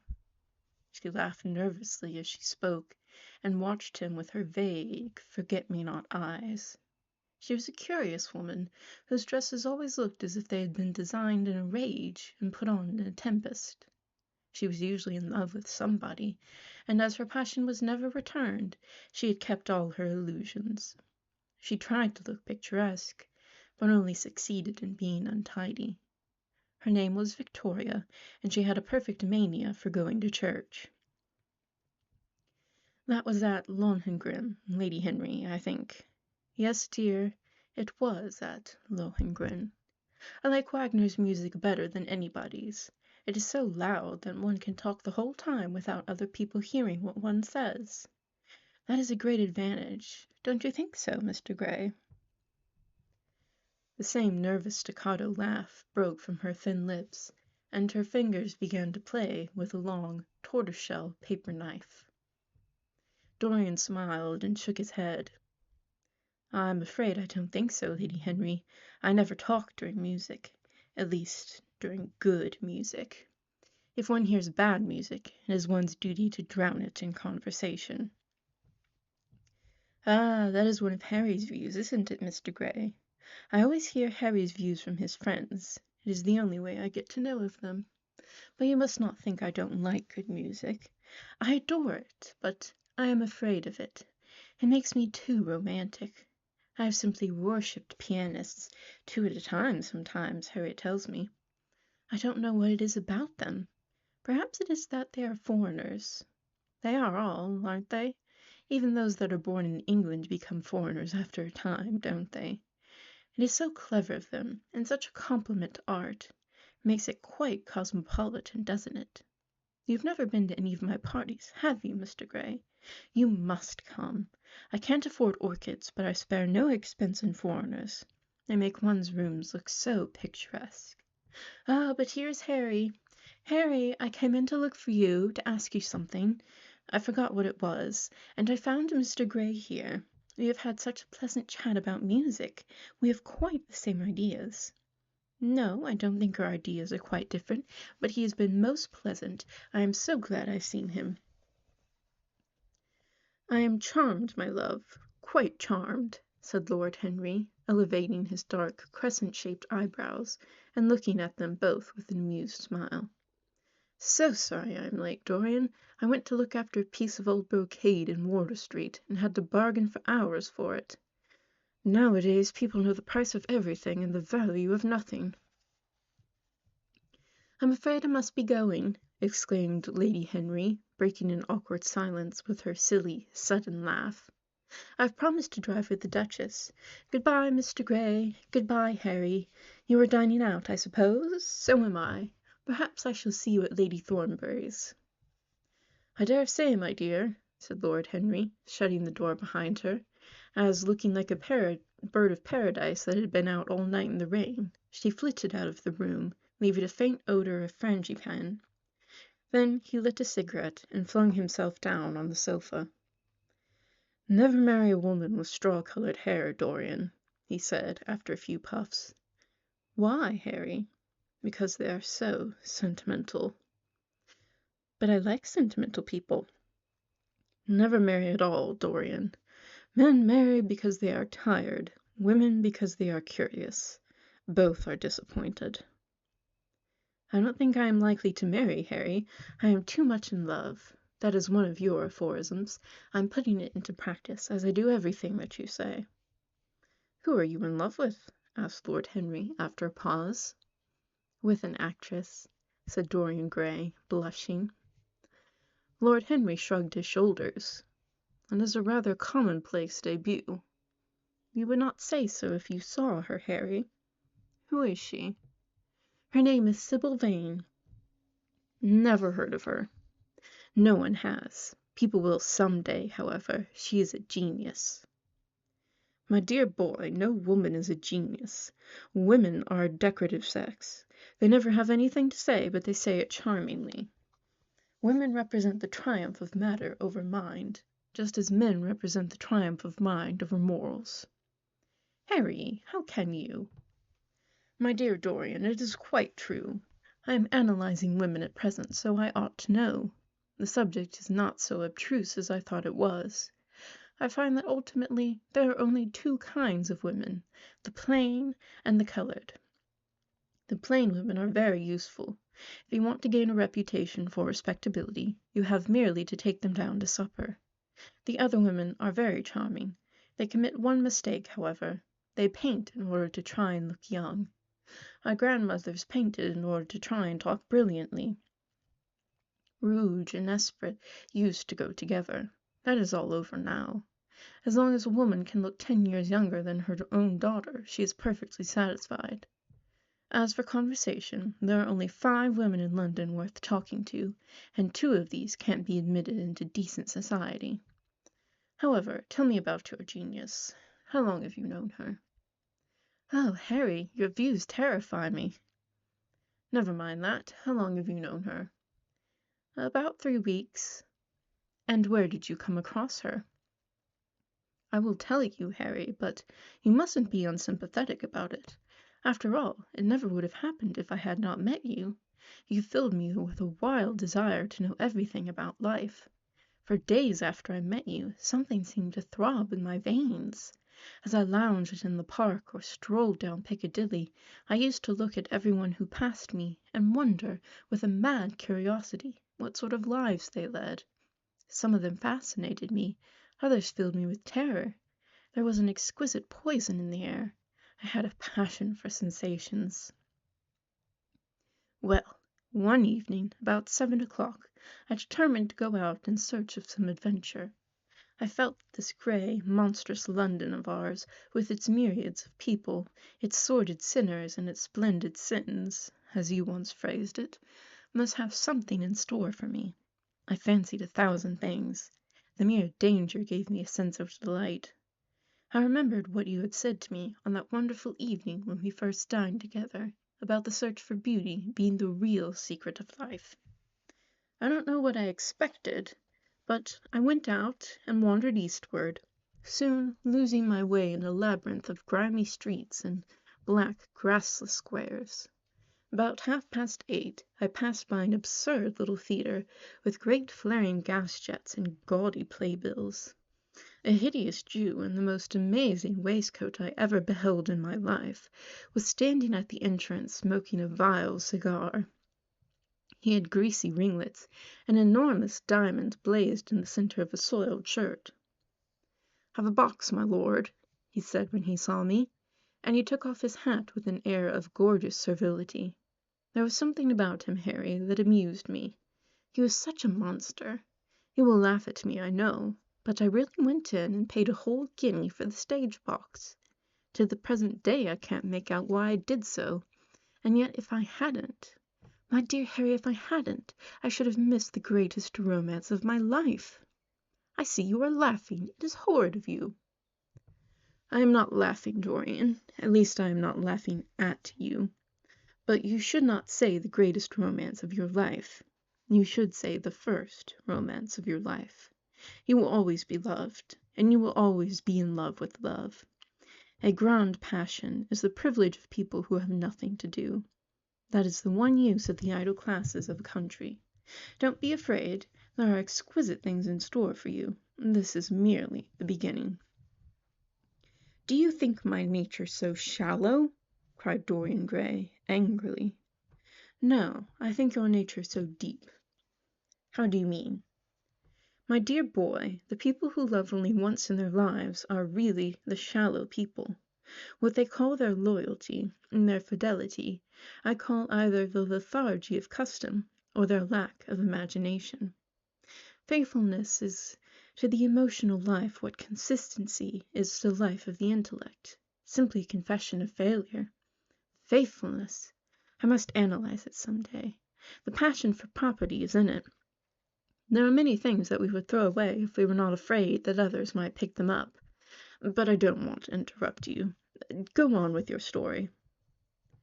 "Well, I found myself seated in a horrid little private box, with a vulgar drop scene staring me in the face. I looked out from behind the curtain and surveyed the house. It was a tawdry affair, all cupids and cornucopias, like a third-rate wedding cake. The gallery and pit were fairly full, but the 2 rows of dingy stalls were quite empty, and there was hardly a person in what I suppose they call the dress circle. Women went about with oranges and ginger beer, and there was a terrible consumption of nuts going on." "It must have been just like the palmy days of the British drama." "Just like, I should fancy, and very depressing. I began to wonder what on earth I should do, when I caught sight of the playbill."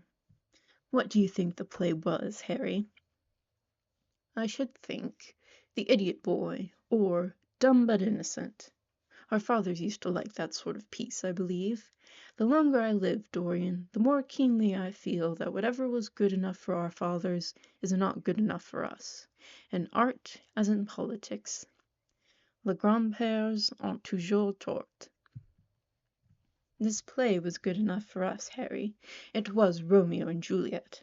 I must admit that I was rather annoyed at the idea of seeing Shakespeare done in such a wretched hole of a place. Still, I felt interested in a sort of way. At any rate, I determined to wait for the first act. There was a dreadful orchestra, presided over by a young Hebrew, who sat at a cracked piano that nearly drove me away. But at last the drop scene was drawn up, and the play began. Romeo was a stout, elderly gentleman with corked eyebrows, a husky, tragedy voice, and a figure like a beer barrel. Mercutio was almost as bad. He was played by the low comedian, who had introduced gags of his own, and was on the most friendly terms with the pit. They were both as grotesque as the scenery, and that looked as if it had come out of a country booth. But Juliet! Harry, imagine a girl, hardly 17 years of age, with a little flower-like face, a small Greek head, with plaited coils of dark brown hair, eyes that were like violet wells of passion, lips that were like the petals of a rose. She was the loveliest thing I had ever seen in my life. You said to me once that pathos left you unmoved, but that beauty, mere beauty, could fill your eyes with tears. I tell you, Harry, I could hardly see this girl for the mist of tears that came across me, and her voice. I never heard such a voice. It was very low at first, with deep, mellow notes that seemed to fall singly upon one's ear. Then it became a little louder, and sounded like a flute or a distant hautboy. In the garden scene it had all the tremulous ecstasy that one hears just before dawn when nightingales are singing. There were moments later on when it had the wild passion of violins. You know how a voice can stir one. Your voice and the voice of Sybil Vane are two things that I shall never forget. When I close my eyes I hear them, and each of them says something different. I don't know which to follow. Why should I not love her? Harry, I do love her. She is everything to me in life. Night after night I go to see her play. One evening she is Rosalind, and the next evening she is Imogen. I have seen her dying in the gloom of an Italian tomb, sucking the poison from her lover's lips. I have watched her wandering through the forest of Arden, disguised as a pretty boy in hose and doublet and dainty cap. She has been mad, and has come into the presence of a guilty king, and given him rue to wear and bitter herbs to taste of. She has been innocent, and the black hands of jealousy have crushed her reed-like throat. I have seen her in every age and in every costume. Ordinary women never appeal to one's imagination. They are limited to their century. No glamour ever transfigures them. One knows their minds as easily as one knows their bonnets. One can always find them. There is no mystery in any of them. They ride in the park in the morning, and chatter at tea parties in the afternoon. They have their stereotyped smile and their fashionable manner. They are quite obvious. But an actress! How different an actress is! Harry, why didn't you tell me that the only thing worth loving is an actress? Because I have loved so many of them, Dorian. Oh yes, horrid people with dyed hair and painted faces. Don't run down dyed hair and painted faces. There is an extraordinary charm in them sometimes, said Lord Henry. I wish now I had not told you about Sybil Vane. You cannot have helped telling me, Dorian. All through your life you will tell me everything you do. Yes, Harry, I believe that is true. I cannot help telling you things. You have a curious influence over me.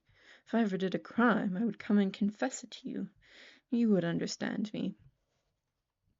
People like you, the wilful sunbeams of life, don't commit crimes, Dorian. But I am much obliged for the compliment all the same. And now tell me, reach me the matches like a good boy. Thanks. What are your actual relations with Sybil Vane? Dorian Gray leapt to his feet with flushed cheeks and burning eyes. Harry, Sybil Vane is sacred. It is only the sacred things that are worth touching, Dorian, said Lord Henry, with a strange touch of pathos in his voice. But why should you be annoyed? I suppose she will belong to you some day. When one is in love, one always begins by deceiving oneself, and one always ends by deceiving others. That is what the world calls a romance. You know her, at any rate, I suppose? Of course I know her. On the first night I was at the theatre, the horrid old Jew came round to the box after the performance was over, and offered to take me behind the scenes and introduced me to her. I was furious with him, and told him that Juliet had been dead for hundreds of years, and that her body was lying in a marble tomb in Verona. I think from his blank look of amazement that he was under the impression that I had taken too much champagne or something. I am not surprised. Then he asked me if I wrote for any of the newspapers. I told him I never even read them. He seemed terribly disappointed at that, and confided to me that all the dramatic critics were in a conspiracy against him, and that they were every one of them to be bought. I should not wonder if he was quite right there, but, on the other hand, judging from their appearance, most of them cannot be at all expensive." "Well, he seemed to think they were beyond his means," laughed Dorian. By this time, however, the lights were being put out in the theatre, and I had to go. He wanted me to try some cigars that he strongly recommended. I declined. The next night, of course, I arrived at the place again. When he saw me, he made a low bow, and assured me that I was a munificent patron of art. He was a most offensive brute, though he had an extraordinary passion for Shakespeare. He told me once, with an air of pride, that his 5 bankruptcies were entirely due to the Bard, as he insisted on calling him. He seemed to think it a distinction. It was a distinction, my dear Dorian, a great distinction. Most people become bankrupt through having invested too heavily in the prose of life. To have ruined oneself over poetry is an honor. But when did you first speak to Miss Sibyl Vane?" "The 3rd night. She had been playing Rosalind. I could not help going round. I had thrown her some flowers, and she had looked at me. At least I fancied she had. The old Jew was persistent. He seemed determined to take me behind, so I consented. It was curious, my not wanting to know her, wasn't it?" "No, I don't think so." "My dear Harry, why?" "I will tell you some other time." "No, I want to know about the girl." "Sibyl? Oh, she was so shy and so gentle. There's something of a child about her. Her eyes opened wide in exquisite wonder when I told her what I thought of her performance, and she seemed quite unconscious of her power. I think we were both rather nervous. The old Jew stood grinning at the doorway of the dusty green room, making elaborate speeches about us both, while we stood looking at each other like children. He would insist on calling me my lord, so I had to assure Sibyl that I was not anything of the kind. She said quite simply to me, 'You look more like a prince. I must call you Prince Charming.'" "Upon my word, Dorian, Miss Sibyl knows how to pay compliments." "You don't understand her, Harry. She regarded me merely as a person in a play. She knows nothing of life. She lives with her mother, a faded, tired woman, who played Lady Capulet in a sort of magenta dressing wrapper on the first night, and looks as if she had seen better days." "I know that look. It depresses me," murmured Lord Henry, examining his rings. The Jew wanted to tell me her history, but I said it did not interest me. "You are quite right. There is always something infinitely mean about other people's tragedies. Sibyl is the only thing I care about. What is it to me where she came from? From her little head to her little feet, she is absolutely and entirely divine. Every night of my life I go to see her act, and every night she is more marvelous." "That is the reason, I suppose, that you never dine with me now. I thought you must have had some curious romance on hand. You have, but it is not quite what I expected." "My dear Harry, we either lunch or sup together every day, and I have been to the opera with you several times," said Dorian, opening his blue eyes in wonder. "You always come dreadfully late." "Well, I can't help going to see Sibyl play," he cried, "even if it is only for a single act. I get hungry for her presence, and when I think of the wonderful soul that is hidden away in that little ivory body, I am filled with awe." "You can dine with me tonight, Dorian, can't you?" He shook his head. "Tonight she is Imogen," he answered, "and tomorrow night she will be Juliet." "When is she Sibyl Vane?" "Never." "Well, I congratulate you." "How horrid you are! She is all the great heroines of the world in one. She is more than an individual. You laugh, but I tell you she has genius. I love her, and I must make her love me.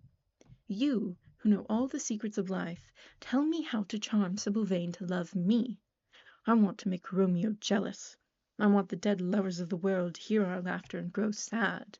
I want a breath of our passion to stir their dust into consciousness, to wake their ashes into pain. My God, Harry, how I worship her!" He was walking up and down the room as he spoke. Hectic spots of red burned on his cheeks. He was terribly excited. Lord Henry watched him with a subtle sense of pleasure. How different he was now from the shy, frightened boy he had met in Basil Hallward's studio. His nature had developed like a flower, had borne blossoms of scarlet flame. Out of its secret hiding place had crept his soul, and desire had come to meet it on the way. "And what do you propose to do?" said Lord Henry at last. "I want you and Basil to come with me some night and see her act. I have not the slightest fear of the result. You are certain to acknowledge her genius. Then we must get her out of the Jew's hands. She is bound to him for 3 years, at least for 2 years and 8 months from the present time. I shall have to pay him something, of course. When all that is settled, I shall take a West End theatre and bring her out properly. She will make the world as mad as she has made me." "That would be impossible, my dear boy." "Yes, she will. She is not merely art, consummate art instinct in her, but she has personality also. And you have told me often that it is personalities, not principles, that move the age." "Well, what night shall we go?" "Let me see. Today is Tuesday. Let us fix tomorrow. She plays Juliet tomorrow." "All right. The Bristol at 8 o'clock, and I will get Basil." "Not 8, Harry, please. 6:30. We must be there before the curtain rises. You must see her in the first act, where she meets Romeo." 6:30. What an hour! It will be like having a meat tea or reading an English novel. It must be 7. No gentleman dines before 7. Shall you see Basil between this and then, or shall I write him?" "Dear Basil, I have not laid eyes on him for a week. It is rather horrid of me, as he has sent me my portrait in the most wonderful frame, specially designed by himself, and though I am a little jealous of the picture for being a whole month younger than I am, I must admit that I delight in it. Perhaps you had better write to him. I don't want to see him alone. He says things that annoy me. He gives me good advice." Lord Henry smiled. "People are very fond of giving away what they need most themselves. It is what I call the depth of generosity." "Oh, Basil is the best of fellows, but he seems to me to be just a bit of a Philistine. Since I have known you, Harry, I have discovered that." "Basil, my dear boy, puts everything that is charming in him into his work. The consequence is that he has nothing left for life but his prejudices, his principles, and his common sense. The only artists I have ever known who are personally delightful are bad artists. Good artists exist simply in what they make, and consequently are perfectly uninteresting in what they are. A great poet, a really great poet, is the most unpoetical of all creatures. But inferior poets are absolutely fascinating. The worse their rhymes are, the more picturesque they look. The mere fact of having published a book of second-rate sonnets makes a man quite irresistible. He lives the poetry that he cannot write. The others write the poetry that they dare not realize." "I wonder, is that really so, Harry?" said Dorian Gray, putting some perfume on his handkerchief out of a large gold-topped bottle that stood on the table. "It must be, if you say it. And now I am off. Imogen is waiting for me. Don't forget about tomorrow. Good-bye."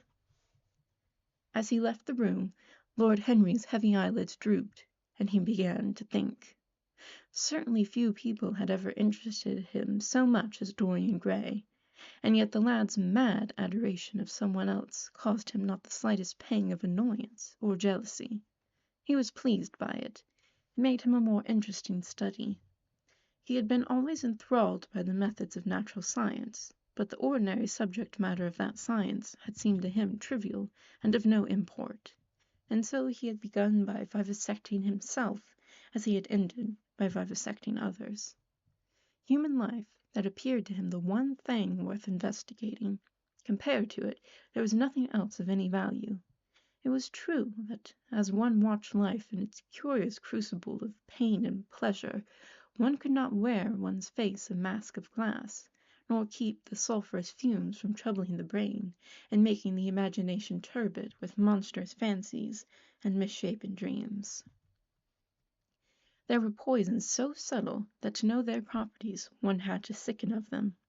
There were maladies so strange that one had to pass through them if one sought to understand their nature.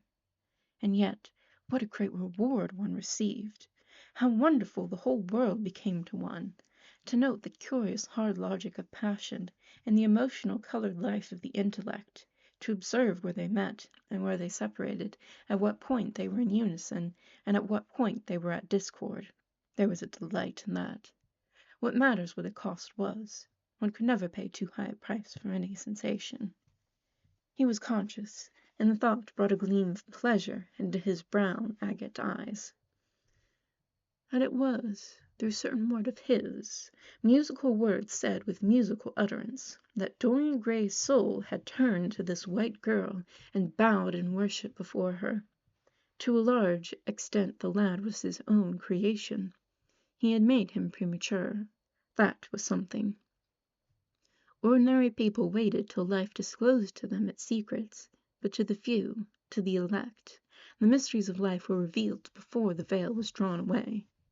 Sometimes this was the effect of art, and chiefly the art of literature, which dealt immediately with the passions and the intellect. But now and then a complex personality took the place and assumed the office of art, was indeed in its way a real work of art. Life having its elaborate masterpieces, just as poetry has, or sculpture, or painting. Yes, the lad was premature. He was gathering his harvest while it was yet spring. The pulse and passion of youth were in him, but he was becoming self-conscious. It was delightful to watch him. With his beautiful face and his beautiful soul, he was a thing to wonder at. It was no matter how it all ended, or was destined to end. He was like one of those gracious figures in a pageant or a play, whose joys seem to be remote from one, but whose sorrows stir one's sense of beauty, and whose wounds are like red roses. Soul and body, body and soul, how mysterious they were! There was animalism in the soul, and the body had its moments of spirituality. The senses could refine, and the intellect could degrade. Who could say where the fleshy impulse ceased, or the psychical impulse began? How shallow were the arbitrary definitions of ordinary psychologists! And yet how difficult to decide between the claims of the various schools! Was the soul a shadow seated in the house of sin? Or was the body really in the soul, as Giordano Bruno thought? Separation of spirit from matter was a mystery, and the union of spirit with matter was a mystery also. He began to wonder whether we could ever make psychology so absolute a science that each little spring of life would be revealed to us, because we always misunderstood ourselves and rarely understood others. Experience was of no ethical value. It was merely the name men gave to their mistakes.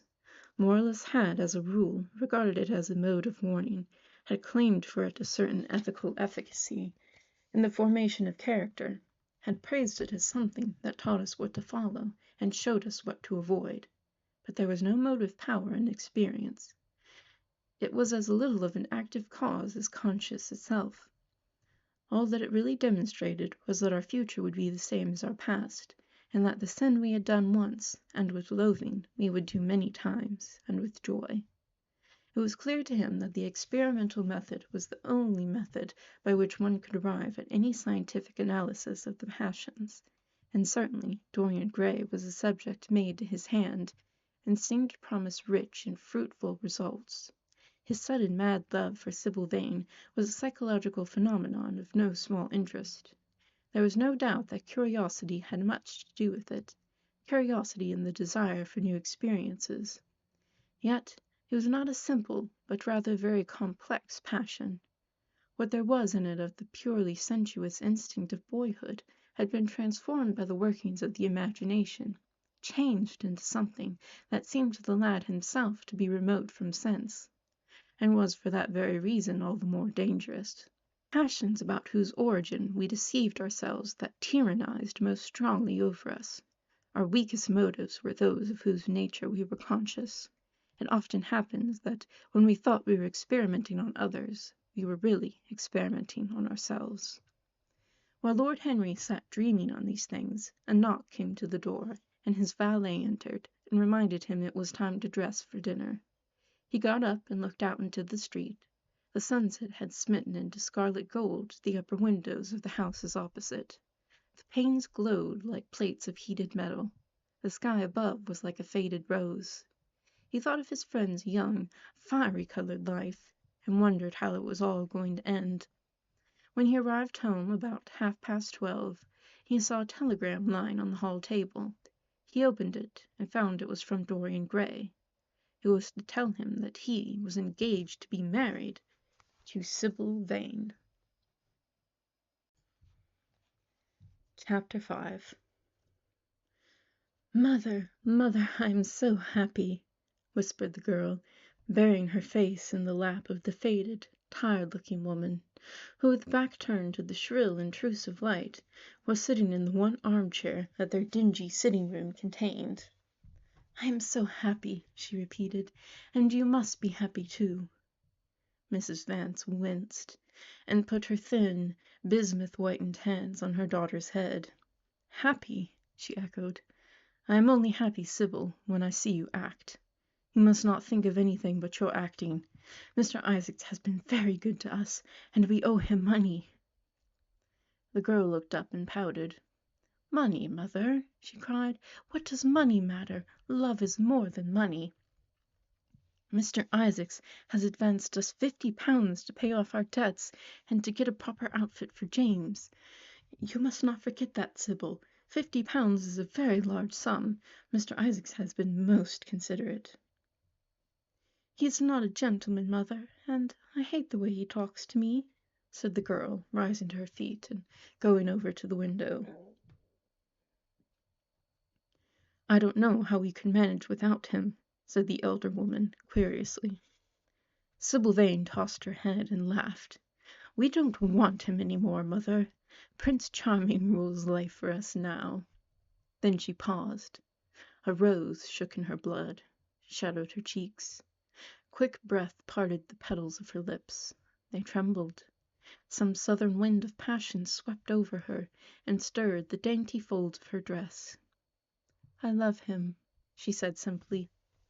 "Foolish child, foolish child," was the parrot phrase flung in answer. The waving of her crooked, false-jeweled fingers gave grotesqueness to the words. The girl laughed again. The joy of a caged bird was in her voice. Her eyes caught the melody and echoed it in radiance, then closed for a moment, as though to hide their secret. When they opened, the mist of a dream had passed across them.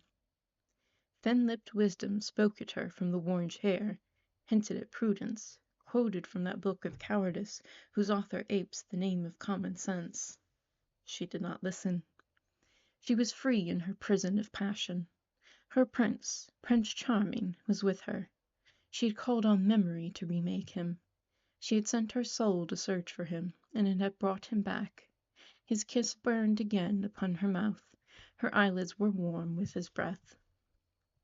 Then wisdom altered its method, and spoke of appeasal and discovery. This young man might be rich. If so, marriage should be thought of. Again, the shell of her ear broke the waves of worldly cunning. The arrows of craft shot by her. She saw the thin lips moving, and smiled. Suddenly she felt the need to speak. The wordy silence troubled her. "Mother, mother," she cried, "why does he love me so much? I know why I love him. I love him because he is like what love himself should be.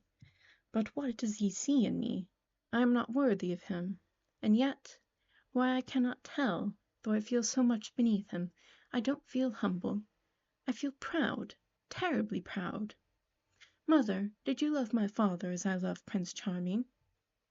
The elder woman grew pale beneath the coarse powder that daubed her cheeks, and her dry lips twitched with a spasm of pain. Sybil rushed to her, flung her arms round her neck, and kissed her. "Forgive me, mother. I know it pains you to talk about father, but it only pains you because you loved him so much. Don't look so sad. I am as happy today as you were 20 years ago. Ah, let me be happy forever." "My child, you are far too young to think of falling in love. Besides, what do you know of this young man? You don't even know his name. The whole thing is most inconvenient. And really, when James is going away to Australia, and I have so much to think of, I must say that you should have shown more consideration. However, as I said before, if he is rich—" "Ah, mother, mother, let me be happy." Mrs. Vane glanced at her, and with one of those false theatrical gestures that so often become a mode of second nature to a stage player, clasped her in her arms. At this moment the door opened, and a young lad with rough brown hair came into the room. He was a thick-set figure, and his hands and feet were large and somewhat clumsy in movement. He was not so finely bred as his sister. One would hardly have guessed the close relationship that existed between them. Mrs. Vance fixed her eyes on him and intensified her smile. She mentally elevated her son to the dignity of an audience. She felt sure that the tableau was interesting. "You might keep some of your kisses for me, Sybil, I think," said the lad, with a good-natured grumble. "Ah, but you don't like being kissed, Jim," she cried. "You are a dreadful old bear." And then she ran across the room and hugged him. James Vance looked into his sister's face with tenderness. "I want you to come out with me for a walk, Sybil. I don't suppose I shall ever see this horrid London again. I am sure I don't want to." "My son, don't say such dreadful things," murmured Mrs. Vance, taking up a tawdry theatrical dress, with a sigh, and beginning to patch it. She felt a little disappointed that he had not joined the group. It would have increased the theatrical picturesqueness of the situation. "Why not, mother? I mean it." "You pain me, my son. I trust you will return from Australia in a position of affluence. I believe there is no society of any kind in the colonies, nothing that I would call society. So when you have made your fortune you must come back and assert yourself in London." "Society," muttered the lad. "I don't want to know anything about that. I should like to make some money to take you and Sybil off the stage. I hate it." "Oh, Jim," said Sybil, laughing, "how unkind of you! But are you really going for a walk with me? That will be nice. I was afraid you were going to say good-bye to some of your friends, to Tom Hardy, who gave you that hideous pipe, or Ned Langton, who makes fun of you for smoking it. It is very sweet of you to let me have your last afternoon. Where shall we go? Let us go to the park." "I am too shabby," he answered, frowning. "Only swell people go to the park." "Nonsense, Jim," she whispered, stroking the sleeve of his coat. He hesitated for a moment. "Very well," he said at last, "but don't be too long dressing." She danced out of the door. One could hear her singing as she ran upstairs. Her little feet pattered overhead. He walked up and down the room 2 or 3 times. Then he turned to the still figure in the chair. "Mother, are my things ready?" he asked. "Quite ready, James," she answered, keeping her eyes on her work. For some months past she had felt ill at ease when she was alone with this rough, stern son of hers. Her shallow, secret nature was troubled when their eyes met. She used to wonder if he suspected anything. The silence, for he made no other observation, became intolerable to her. She began to complain. Women defend themselves by attacking, just as they attack by sudden and strange surrenders. "I hope you will be contented, James, with your seafaring life," she said. "You must remember that it is your own choice. You might have entered a solicitor's office. Solicitors are a very respectable class, and in the country often dine with the best families." "I hate offices, and I hate clerks," he replied. "But you are quite right. I have chosen my own life. All I say is, watch over Sybil. Don't let her come to any harm. Mother, you must watch over her." "James, you really talk very strangely. Of course I watch over Sybil." "I hear a gentleman comes every night to the theatre, and goes behind to talk to her. Is that right? What about that? You are speaking about things you don't understand, James. In the profession we are accustomed to receive a great deal of most gratifying attention. I myself used to receive many bouquets at one time. That was when acting was really understood. As for Sybil, I do not know at present whether her attachment is serious or not, but there is no doubt that the young man in question is a perfect gentleman. He is always most polite to me.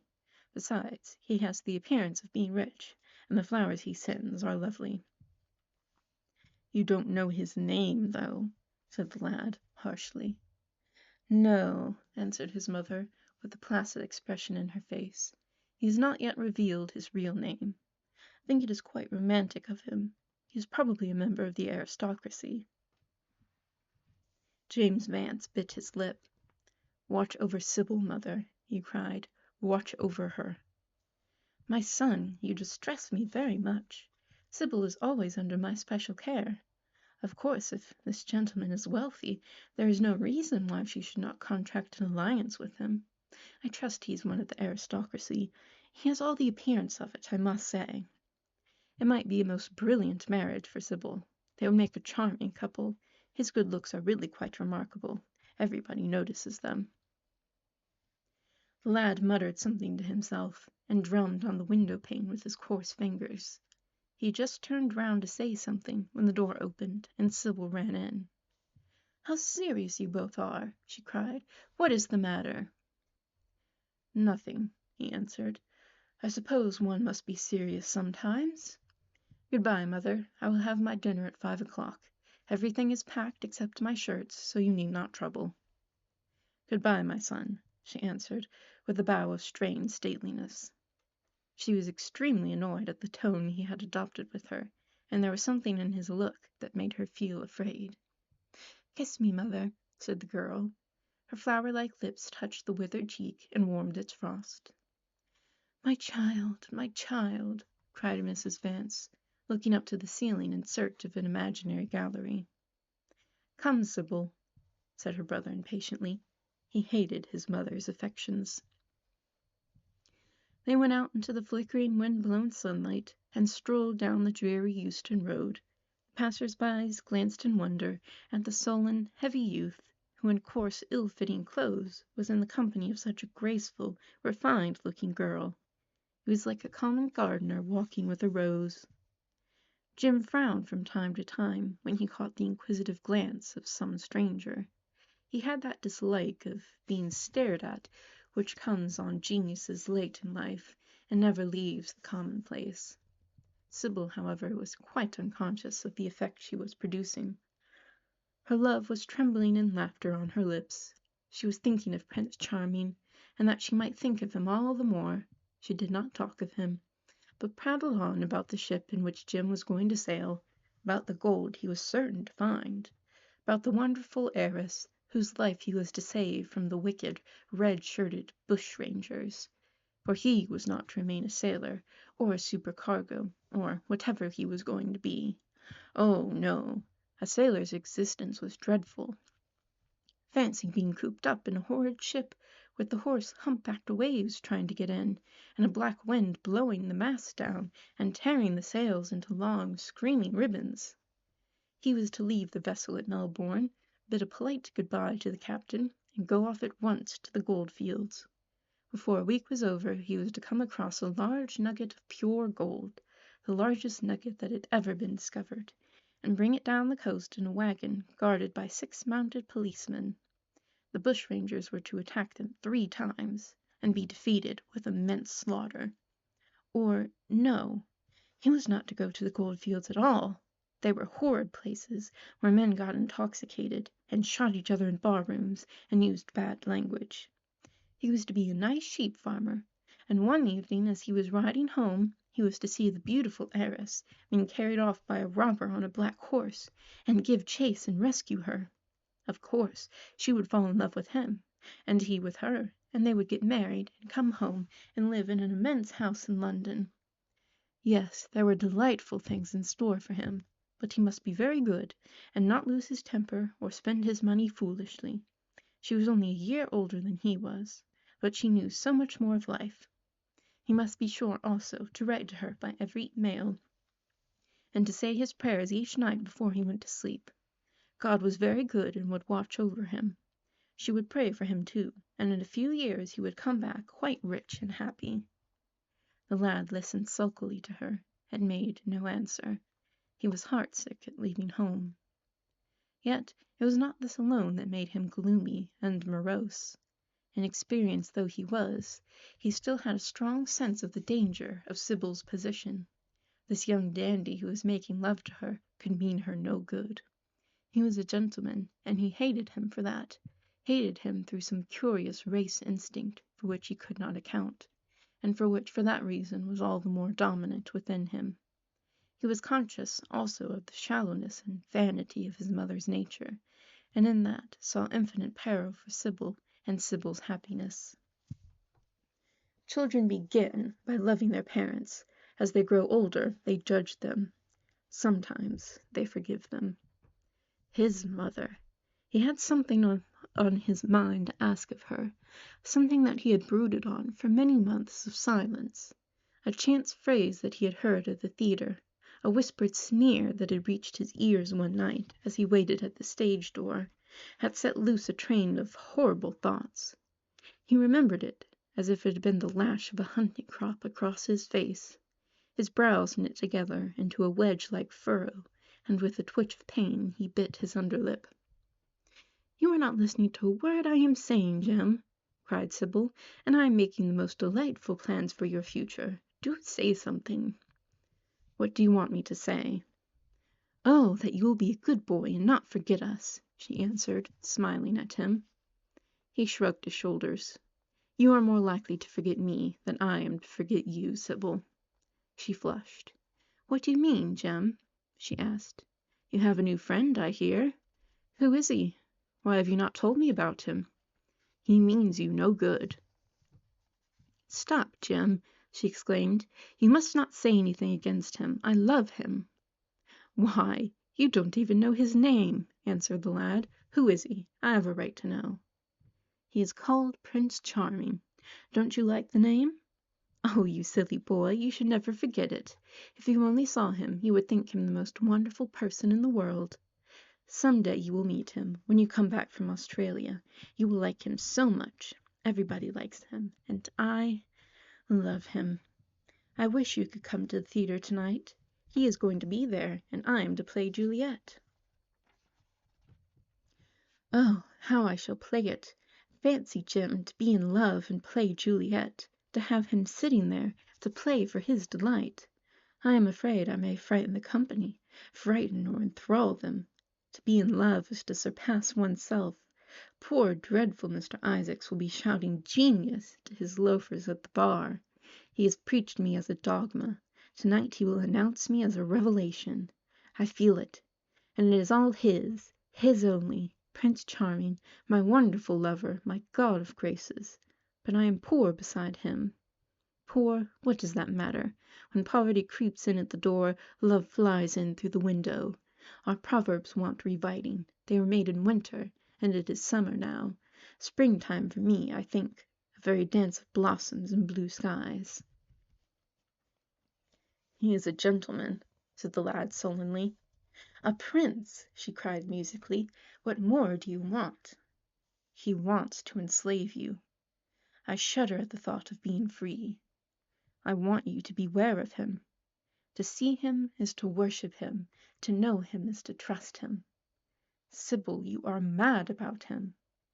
She laughed and took his arm. "You dear old Jim, you talk as if you were 100. Some day you will be in love yourself. Then you will know what it is. Don't look so sulky. Surely you should be glad to think that, though you are going away, you leave me happier than I have ever been before. Life has been hard for us both, terribly hard and difficult, but it will be different now. You are going to a new world, and I have found one. Here are 2 chairs. Let us sit down and see the smart people go by." They took their seats amidst a crowd of watchers. The tulip beds across the road flamed like throbbing rings of fire. A white dust, tremulous cloud of orris root, it seemed, hung in the panting air. The brightly colored parasols danced and dipped like monstrous butterflies. She made her brother talk of himself, his hopes, his prospects. He spoke slowly and with effort. They passed words to each other as players at a game pass counters. Sybil felt oppressed. She could not communicate her joy. A faint smile curving that sullen mouth was all the echo she could win. After some time she became silent. Suddenly she caught a glimpse of golden hair and laughing lips, and in an open carriage with two ladies, Dorian Gray drove past. She started to her feet. "There he is!" she cried. "Who?" said Jim Vane. "Prince Charming," she answered, looking after the Victoria. He jumped up and seized her roughly by the arm. "Show him to me. Which is he? Point him out. I must see him," he exclaimed. But at that moment the Duke of Berwick's foreign hand came between, and when it had left the space clear, the carriage had swept out of the park. "He is gone," murmured Sybil, sadly. "I wish you had seen him." "I wish I had, for as sure as there is a God in heaven, if he ever does you any wrong, I shall kill him." She looked at him in horror. He repeated his words. They cut the air like a dagger. The people round began to gape. A lady standing close to her tittered. "Come away, Jim, come away," she whispered. He followed her doggedly as she passed through the crowd. He felt glad at what he had said. When they reached the Achilles statue, she turned round. There was pity in her eyes that became laughter on her lips. She shook her head at him. "You are foolish, Jim, utterly foolish. A bad-tempered boy, that is all. How can you say such horrible things? You don't know what you are talking about. You are simply jealous and unkind. I wish you would fall in love. Love makes people good, and what you said was wicked." "I am 16," he answered, "and I know what I am about. Mother is no help to you. She doesn't understand how to look after you. I wish now that I was not going to Australia at all. I have a great mind to chuck the whole thing up. I would if my articles hadn't been signed." "Oh, don't be so serious, Jim. You are like one of the heroes of those silly melodramas Mother used to be so fond of acting in. I am not going to quarrel with you. I have seen him, and to see him is perfect happiness. We won't quarrel. I know you would never harm anyone I love, would you?" "Not as long as you love him, I suppose," was the sullen answer. "And I shall love him forever," she cried. "And he?" "Forever, too." "He had better." She shrank from him. Then she laughed and put her hand on his arm. He was merely a boy. At the Marble Arch they hailed an omnibus, which left them close to their shabby home in the Euston Road. It was after 5 o'clock, and Sybil had to lie down for a couple hours before acting. Jim insisted that she should do so.